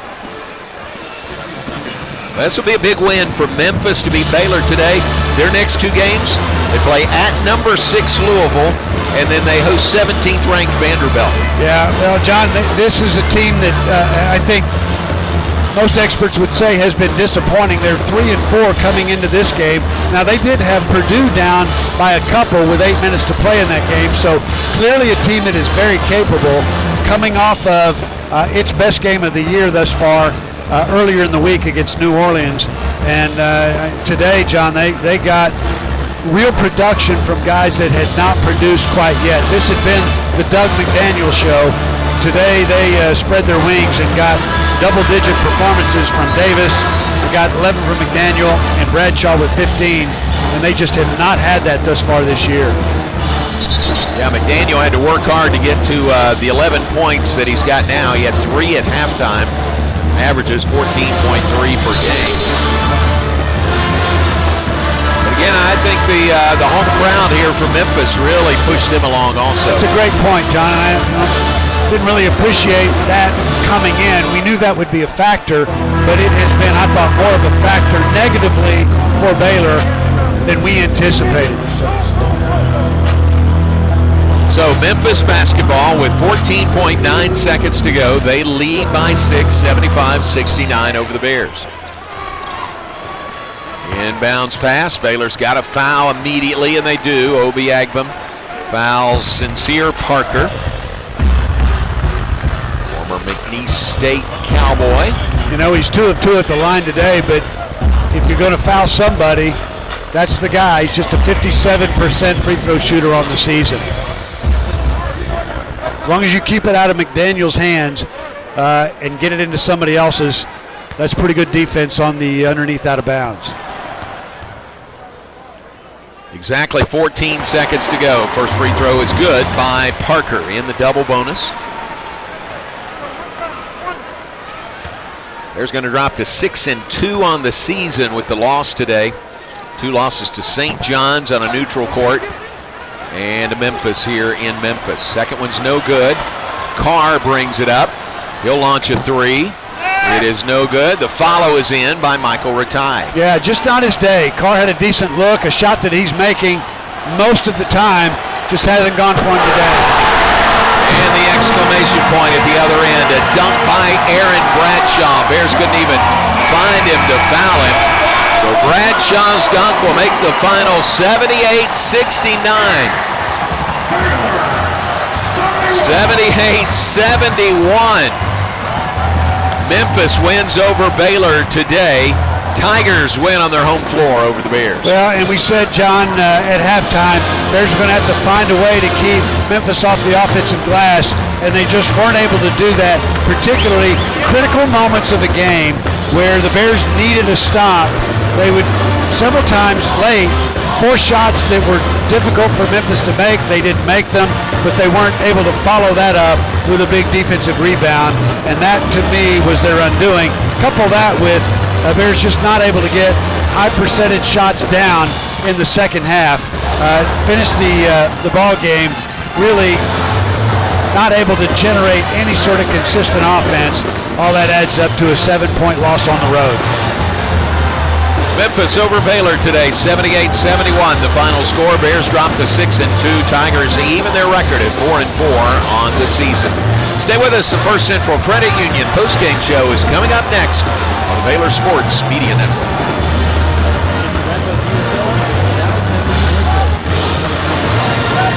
Lone Star was 0% for 72 months, or 3.9% for 72 months, plus 10% below MSRP. I thought we had them when we came back like that. I know, I did too. Used selection in 2026 ran 2,500. They got going again. I think Hardaway in one of those timeouts just read them the right act about the glass. Yeah, we out-rebounded them. Let's be friends. Are you tired of slow internet? Are data caps and throttling making it impossible to stream your favorite shows and movies? If so, it sounds like it's time to switch to Nextlink Internet. With Nextlink, there are no data caps and no throttling, just super fast internet speeds, up to 1 gig over wireless in some areas. Plus, Nextlink is an official partner of Baylor Athletics. So don't wait another minute. Give Nextlink a call or go online to nextlinkinternet.com to see what special offers are available to you. Blazing fast internet is just a click or phone call away. Sick 'em, Bears! Today we have 2 very special guests on our program, introducing Lem and Lime. Hello. For Starry Lemon Lime Soda. Thanks for having us. What is Starry Lemon Lime Soda? It's a crisp, clear burst of lemon lime flavor, and it's caffeine-free. Between us, one of you must be a little more important to Starry than the other. Who is it? We're both important. So we could just as easily be Starry Lime Lemon Soda. No, that doesn't sound right. Oh, I like it. So you saying hip-hop could be hot hip? Works for me. Starry Lemon Lime Soda. Starry hits different. Hellberg Barbecue is a family-owned business started here in Waco, Texas, and proud to serve the local area. They love to cater all kinds of events, big and small. Bummer. Serving Baylor and its families is one of their favorite things, right. and they even ship barbecue nationwide. Check them out while here in Waco or online and support one of Waco's local barbecue restaurants, Hellberg Barbecue. Salt, pepper, and a whole lot of prayer. Thanks for your help. Can you give me a legal ID here? Men's basketball. Now, it's time for the First Central Credit Union post-game show. Brought to you by Texas Farm Bureau Insurance, championship partner of Baylor Athletics. Visit Texas Farm Bureau Insurance online To find a local agent today, TFNB, the official local bank of Baylor Athletics. Nissan, innovation that excites. Libman, America's trusted brand name in cleaning. Premier ER and Urgent Care. Feel better now. Stay tuned as we break down the game, listen to highlights, and talk with Coach Drew, players, and more. All coming up on the Baylor Sports Media Network. Welcome back to Memphis, where the Bears have fallen today to the Memphis Tigers, 78-71, the final score. Welcome into the First Central Credit Union postgame show. It's brought to you by the First Central Credit Union. Everything we do for you. Plenty to come, but let's pause 10 seconds for station identification. Back in 10 seconds on the Baylor Sports Media Network. From the Allen Samuels Dodge Chrysler. Thank you. This is KRZI Waco, K222DC Waco, K265DV Temple, ESPN Central Texas. Back with us, John Morris alongside Baylor Athletics Hall of Famer Pat Nunley. Bears fall today 78-71. Pat, first half, Baylor trailed the majority of the half. They trailed by just 3 at halftime, and we felt like Baylor was sort of fortunate to be as close as they were within 3 at halftime. Second half, Baylor came out strong, built a lead, led by as much as 8 at 53-45. But then Memphis kicked it into high gear again, and they end up winning it by 7. Yeah, and I thought, again, that the runs in the game for either team were usually fueled by who was winning the battle of the backboard. It's kind of interesting. Baylor ultimately out-rebounded Memphis. They got the same number of offensive rebounds, 18 apiece. Second chance points, not a huge differential in favor of Memphis, 21-15. But it was at critical moments in the game where the Bears had to get stops down the stretch, where it was like when Memphis really felt like they needed an offensive rebound, they were able to get one. So you look at the stats, and it was not a bad rebounding day. In fact, a good one statistically for the Bears. But key moments where the Bears needed stops, they just couldn't follow up. A bad shot by Memphis or a contested shot with a defensive rebound. 78-71 the final. I thought the home crowd was a real factor in Memphis' favor today. Rough shooting game for Cameron Carr, Baylor's leading scorer. He had 16-plus in every game this year. He was held to 13 today, and 11 of those came very early, like 11 of Baylor's first 13 points, right? Yep. And then only had 2 free throws the rest of the day. He was 3 of 15 from the floor. Yeah, we just haven't seen that at all. I mean, thus far in 7 games coming into this one, he has been really sensational, shooting the ball just lights out. So we weren't expecting this. But, John, every game that he's going to play from here on out, he is going to have a target on his back, understanding that you can't let him explode the way he's been exploding thus far this season and have a chance to beat Baylor. I will say, though, he did have a double-double, had 10 rebounds. Yeah, so, again, the Bears were a lot closer because of the work that he did on the glass. Rough day shooting for Dan Skillings Jr. also. He was 2 of 10 from the floor, but he finishes with 9 points and 9 rebounds on the day. We'll give you all the final stats coming up in just a bit. Take a break. Back with more on the First Central Credit Union postgame show in a moment. It's brought to you by the First Central Credit Union. Everything we do for you. We're also brought to you by Premier ER and Urgent Care, the place to go when you're not sure where to go. Open 24/7 and just a short walk across campus. No appointment necessary. Just walk in. Visit premier.care to learn more. 78-71 the final. Memphis over Baylor today here in Memphis. Back with more on the First Central Credit Union postgame show after this. Come see why Green Eye Associates is voted best in Waco year after year. Enjoy exceptional service and care from Dr. Leanne Green alongside her dedicated optometrist and staff. Receive trustworthy insights on your eye health. Enjoy the impressive variety of contacts and eyewear and work with the most experienced optical team in Waco. Don't miss the new state-of-the-art dry eye therapies that rejuvenate the eyes and face with safe, non-invasive treatments to restore comfort and quality of life. Green Eye Associates, official optometrists of Baylor Athletics. Texas Golf Carts has been providing sales, service, and leasing to All right, Central we'll do Texas Statties since coming back. 1993. We offer many different parts and accessories from various manufacturers and are the only authorized Yamaha and Club Car dealer in Central Texas. Visit our new location off Highway 6 in Waco or call us at 848-5991 and let us know what you are looking for, and we'll provide the expertise in meeting and achieving your desires and specifications. We are also proud supporters of the Baylor Bears. Sick 'em, Bears. Are you tired of slow internet? Are data caps and throttling making it impossible to stream your favorite shows and movies? If so, it sounds like it's time to switch to Nextlink Internet. With Nextlink, there are no data caps and no throttling, just super fast internet speeds, up to 1 gig over wireless in some areas. 1 Plus, gig. Nextlink is an official partner of Baylor Athletics. So don't wait another minute. Give Nextlink a call or go online to nextlinkinternet.com to see what special offers are available to you. Blazing fast internet is just a click or phone call away. Sick 'em, Bears. TFNB Your Bank for Life is the official local bank of Baylor Athletics. Find out why more Central Texas are making TFNB their bank for life. Sign up for our Edge checking and savings accounts to earn interest or cash back. With 5 convenient locations and an award-winning mobile app, banking has never been easier. TFNB Your Bank for Life. Member FDIC.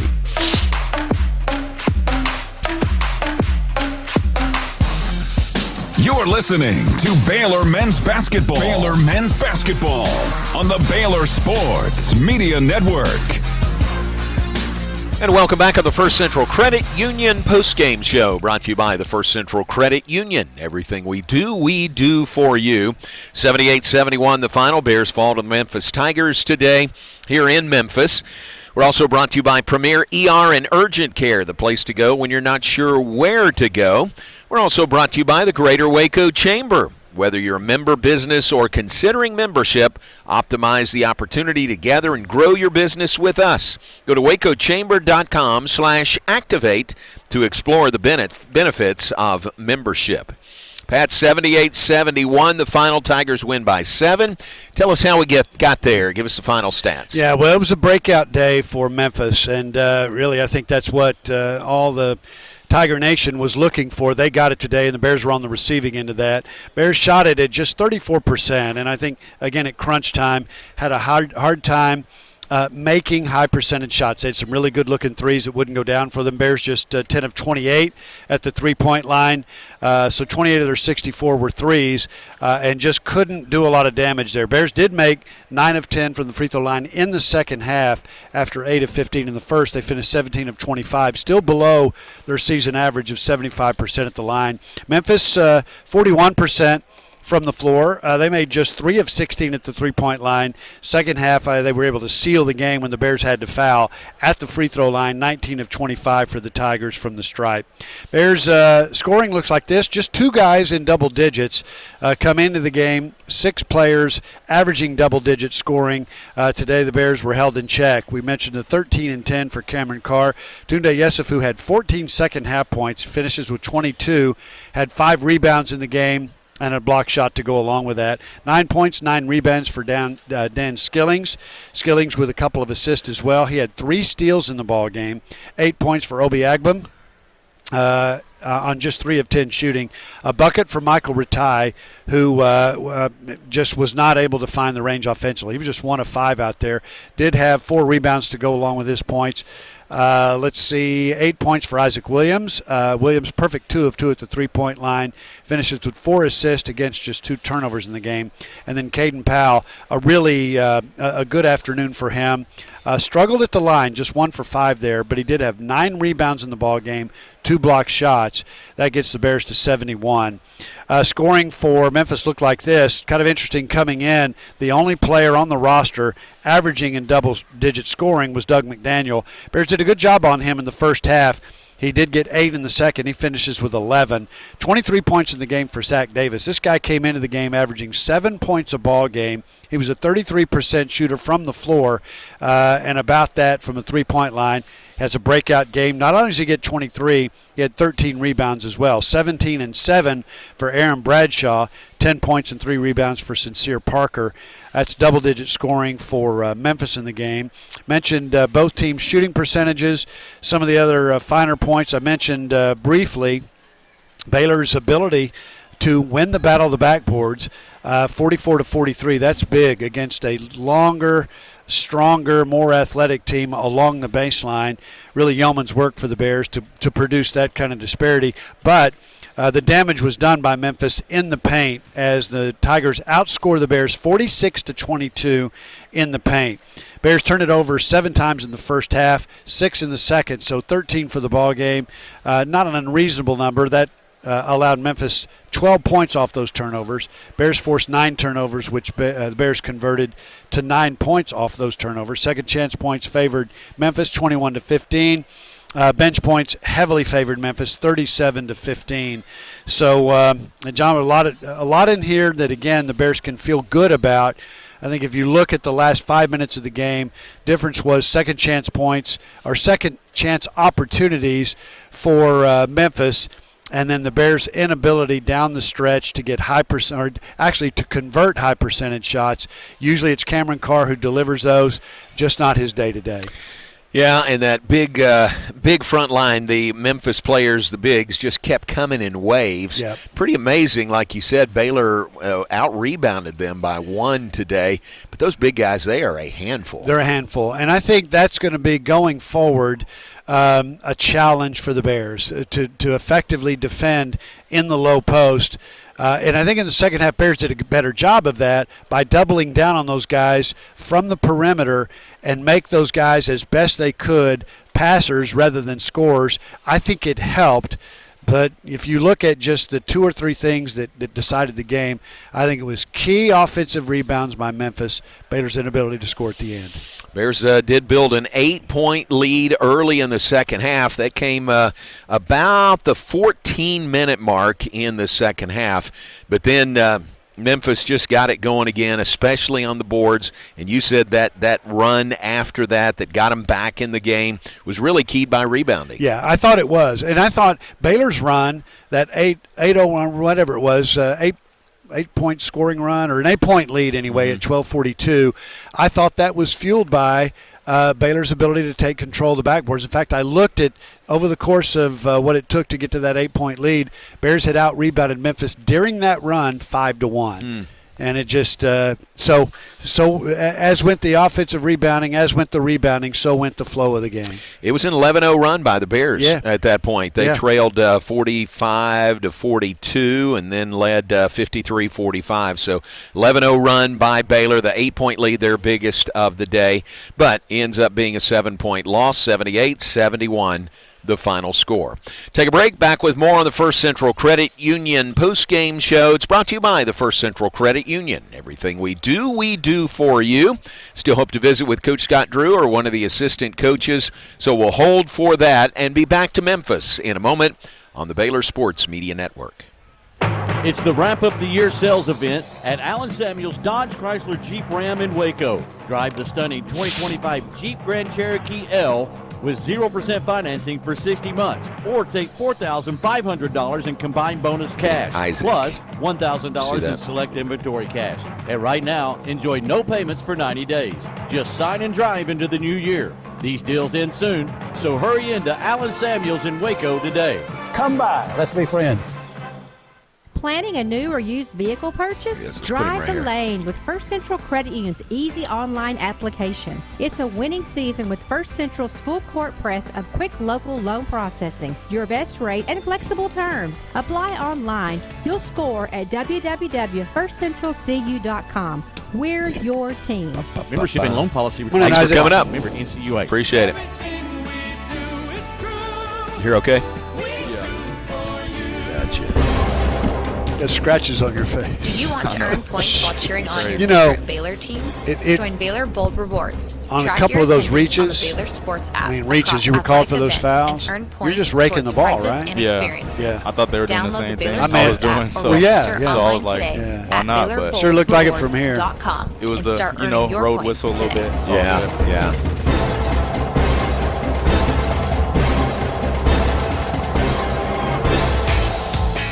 Baylor fans, ready to keep it cool this season? You've seen Ice the box? and Easy delivers premium ice, lightning fast.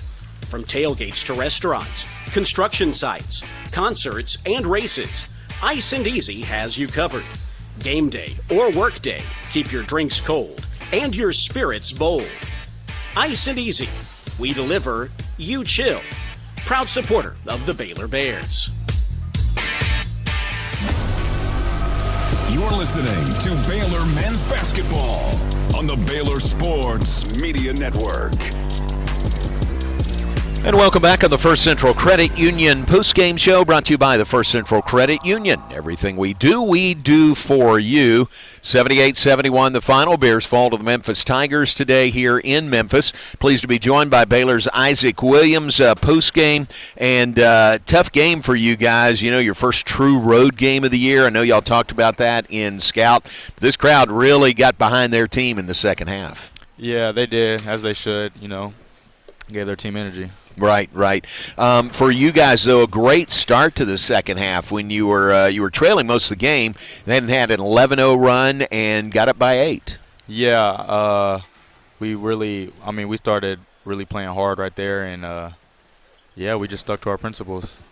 I would say you're playing hard the whole game. Yeah. I mean, given the short bench and all, I mean that's where you are right now with only 7 guys. Yeah. I mean, we're supposed to play hard. I mean, it's no excuse to not play hard, so we don't really use that as a, What's the mindset, though, knowing, you're going to get a lot of minutes whether you start or not, and there's only 7 of you? Same mindset you always have. It's basketball. At the end of the day, just go out there, try your hardest, and live with the results. Well, Isaac, I'm noticing 2 big scratches on your face right now. Was that a pretty physical game? Yeah, it was pretty physical out there. Yeah. But, we talk about from where we sit, it's about physicality, right? I mean, it's you guys talk about how toughest team wins. Was this how would you rank this one in terms of the physical play out there? Because it didn't seem to me like the officials were, well, I will say it seemed like they were letting you guys play. Yeah, for the most part, I think they were letting us play. Yeah, I mean, we should be used to that physicality. I mean, we've played plenty of teams in the same way, so yeah, we should be used to it. Yeah, well, and again, as John said, first road trip for you guys. What was the environment like? What was it like to play in front of a crowd where you probably have 20 Baylor fans? Me personally, it kind of fuels me out there, knowing that everybody in the whole building is against you. So, it makes it pretty fun out there. For me, at least. I couldn't speak for everybody else. Yeah.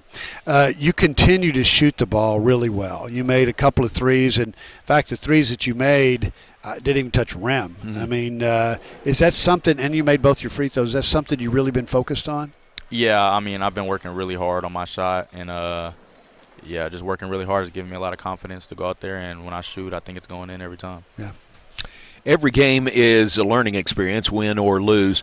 What do you think? I mean, this is too early to ask this, really, but what's the takeaway from this game that'll help you guys moving forward? I say our takeaway. I feel like we were really, really together, and after that San Diego State game, I feel like this game we kind of weren't on the same page at some points, so we need to work on that a little bit, just staying together. Even when the game's going hard, we get down a little bit. Just know that this is a game of runs. So just knowing that we have to have each other's back out there, because who else is going to have our back? Yeah, that's good. That's very good. All right, we appreciate you coming up. Thank you very much. Yep, appreciate y'all. All right, thanks Isaac. very much. Isaac Williams with us. In the plus-minus that they have on the box score, he is plus 11. Mm-hmm. So that means on the time he was on the floor tonight, he was plus 11. Nobody else on the roster that played was in positive territory. So that really says a lot to him and what the team did when he was out there. Yeah, coming into the season, there was some question about whether the Bears had a true born-to-play point guard. And I think, Agbim's been great at that. I mean, his assisted turnover ratio is almost 6. But I think Williams has been far beyond what they expected him to be. He had 8 points tonight, had a rebound, had 4 assists, and just 2 turnovers. So that's a guy that can get the ball to the rim. And now, John, he's making threes, and he's making his free throws, and he has become a very valuable member of this team. Yeah, a lot of the guys, the transfers that everybody's still getting to know are older guys, but he's a sophomore. So he's got, learning ahead of him and some good years ahead of him. Yeah, and I think there was some thinking that him coming in, he needed a year to get acclimated to this level of play. That is not the case. Right. I mean, he is ready to go. Right. Yep. All right, 78-71 the final. They're changing over the floor here. I guess the Memphis Grizzlies, the main inhabitant of this building, may have a game coming up, but that's what's going on the floor. And we'll take a break and be back with more in just a moment. Check scores. Hope to visit with Coach Drew or a member of his staff still before we leave the air on the First Central Credit Union post-game show. It's brought to you by the First Central Credit Union. Everything we do for you. Bears fall 78-71 to Memphis. We'll be right back on the Baylor Sports Media Network. Come see why Green Eye Associates is voted best in Waco year after year. Enjoy exceptional service and care from Dr. Leanne Green alongside her dedicated optometrist and staff. Receive trustworthy insights on your eye health. Enjoy the impressive variety of contacts and eyewear and work with the most experienced optical team in Waco. Don't miss the new state-of-the-art dry eye therapies that rejuvenate the eyes and face with safe, non-invasive treatments to restore comfort and quality of life. Green Eye Associates, official optometrists of Baylor Athletics. Texas Golf Carts has been providing sales, service, and leasing to Central Texas since 1993. We offer many different parts and accessories from various manufacturers and are the only authorized Yamaha and Club Car dealer in Central Texas. That they Visit weren't our as new together. location off Highway 6 in Waco or call us at 848-5991 But I wonder if and let us on know the what road you're in this looking for, environment and we'll provide the expertise makes in that meeting and happen. achieving your desires and Probably does. specifications. We are also proud supporters He played of at the A&M Baylor Corpus Bears. Christi. He hadn't played in Sick 'em, this kind Bears. of environment or building or anything. Kids can now join the Baylor Cub Club, the official kids club of Baylor Athletics, presented by Green Eye Associates. Fans 12 and under can register for the low cost of $25 and gain exclusive benefits and access to Baylor Athletics events. Members receive free admission to select events, exclusive giveaway access, and their own membership package. To register your Cub, please visit We'll do some scores coming back and then vamp to get somebody. Wait for the coach, wait for It's the somebody. last break, yeah. At Magnolia Realty, award-winning agents set the bar for professionalism and excellence. Whether you're looking to buy or sell, Magnolia's full-service brokerage will guide you through every step of the process with expert industry knowledge. Their agents are fully invested in learning your story and customizing the real estate experience to suit your stage of life. Magnolia Realty has been serving cities across Texas since 2007, including Waco, Dallas, Fort Worth, Austin, Isaac San went back Antonio, down. and He didn't know Temple. where to go. get connected or Here learn comes more, Coach. visit magnoliarealty.com. He didn't know where to go. You're listening to Baylor Men's Basketball on the Baylor Sports Media Network. And back with us as we continue on the First Central Credit Union post-game show. It's brought to you by the First Central Credit Union. Everything we do for you.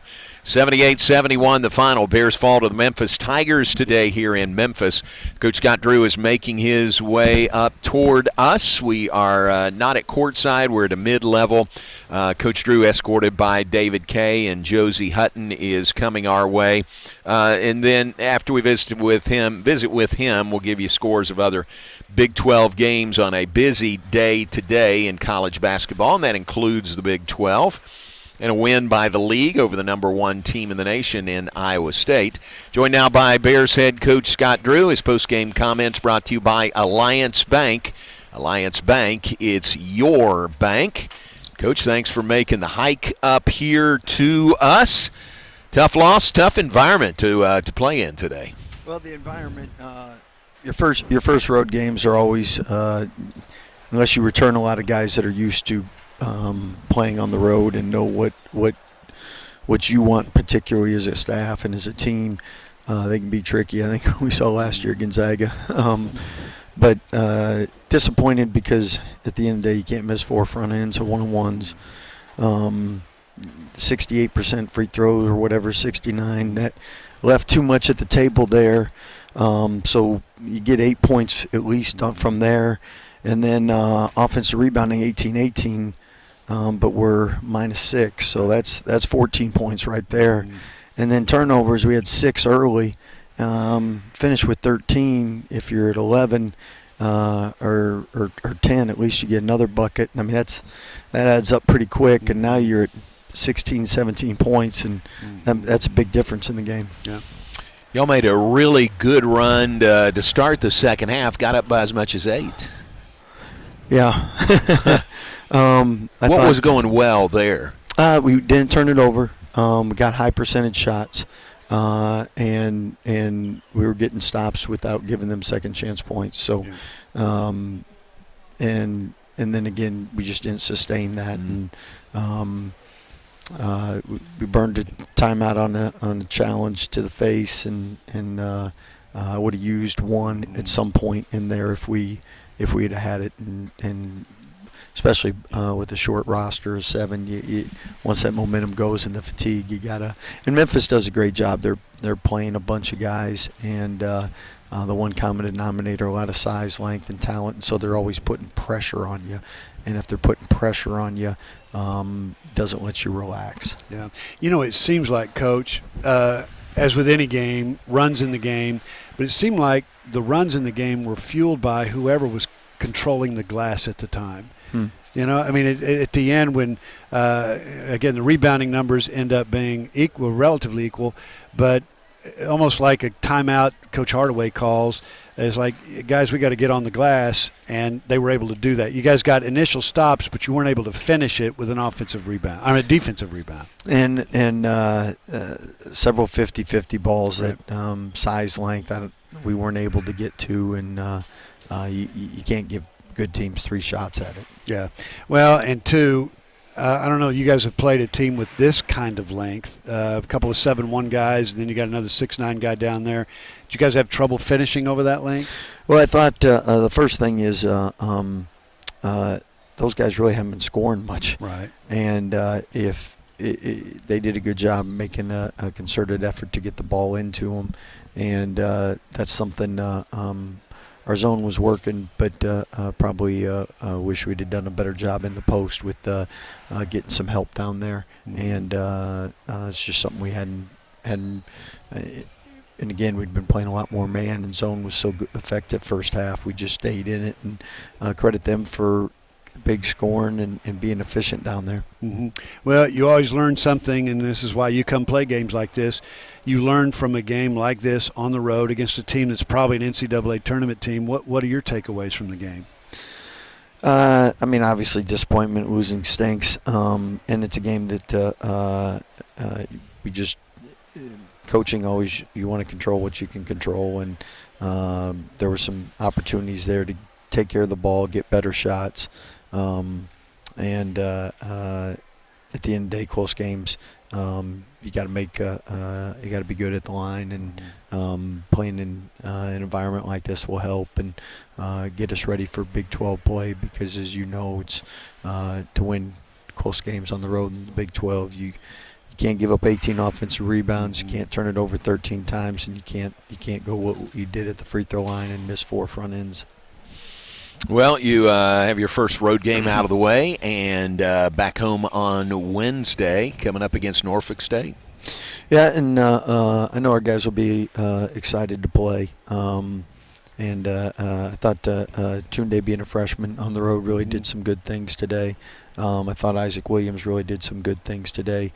Caden did a good job battling all those guys. I know he wishes he could have had a couple of those free throws back, because he's been shooting free throws better, and he's been working hard on it. But at the end of the day, we'll be a better team from it. It just stinks with an L, obviously. So we feel you, Baylor family. We are sorry. Coach, thanks for the visit. Thank you, Baylor fans. That's been our Coach Scott Drew. Post-game comments brought to you by Alliance Bank. Alliance Bank, it's your bank. Bears fall to Memphis today. Palace wrap things up on the First Central Credit Union post-game show. 78-71, the final score as the Bears fall record drops to 6-2 on the season. Next game is Norfolk State coming up Wednesday. That is the 11 a.m. game, in which school kids from around Waco and Central Texas are invited to come, and they certainly make their presence known in Foster Pavilion. So that's the next challenge for the Bears at home on Wednesday. You know, that has become a bit of a ritual to have that sort of audience at those games. I love it. I think it's tremendous for the kids get a chance to come see them play. I think it's great for the players to be able to have that sort of environment. I do agree with Coach Drew around lessons learned. You just can't learn the lessons in practice or playing, even in a tournament where you're playing neutral site games, that you're going to learn on the road against a team that's really good and surging. I think Memphis has kind of found a groove. And good news for Baylor is that'll enhance their strength of schedule come NCAA tournament time. Good point. Yep. All right, we appreciate your being with us today. Thanks to Dr. Van Goodall, our network board operator. And a reminder, we'll be back with you on Wednesday morning, 10:30 airtime, 11 a.m. tip-off from Foster Pavilion, Baylor versus Norfolk State. For Pat Nunley, I'm John Morris. Thanks also to Josie Hutton from Baylor Athletics Communications, David Kay. And thanks to Matthew Mears, our equipment procurement officer, as we get back to Waco. Final score, Memphis 78, Baylor 71. So long from Memphis. You've been listening to the First Central Credit Union Post. Thank you. Thanks, Dr. G. Thank you, folks. Have a good trip back home. All righty, thanks, buddy. See ya. All right, good night. Insurance Online to find a local.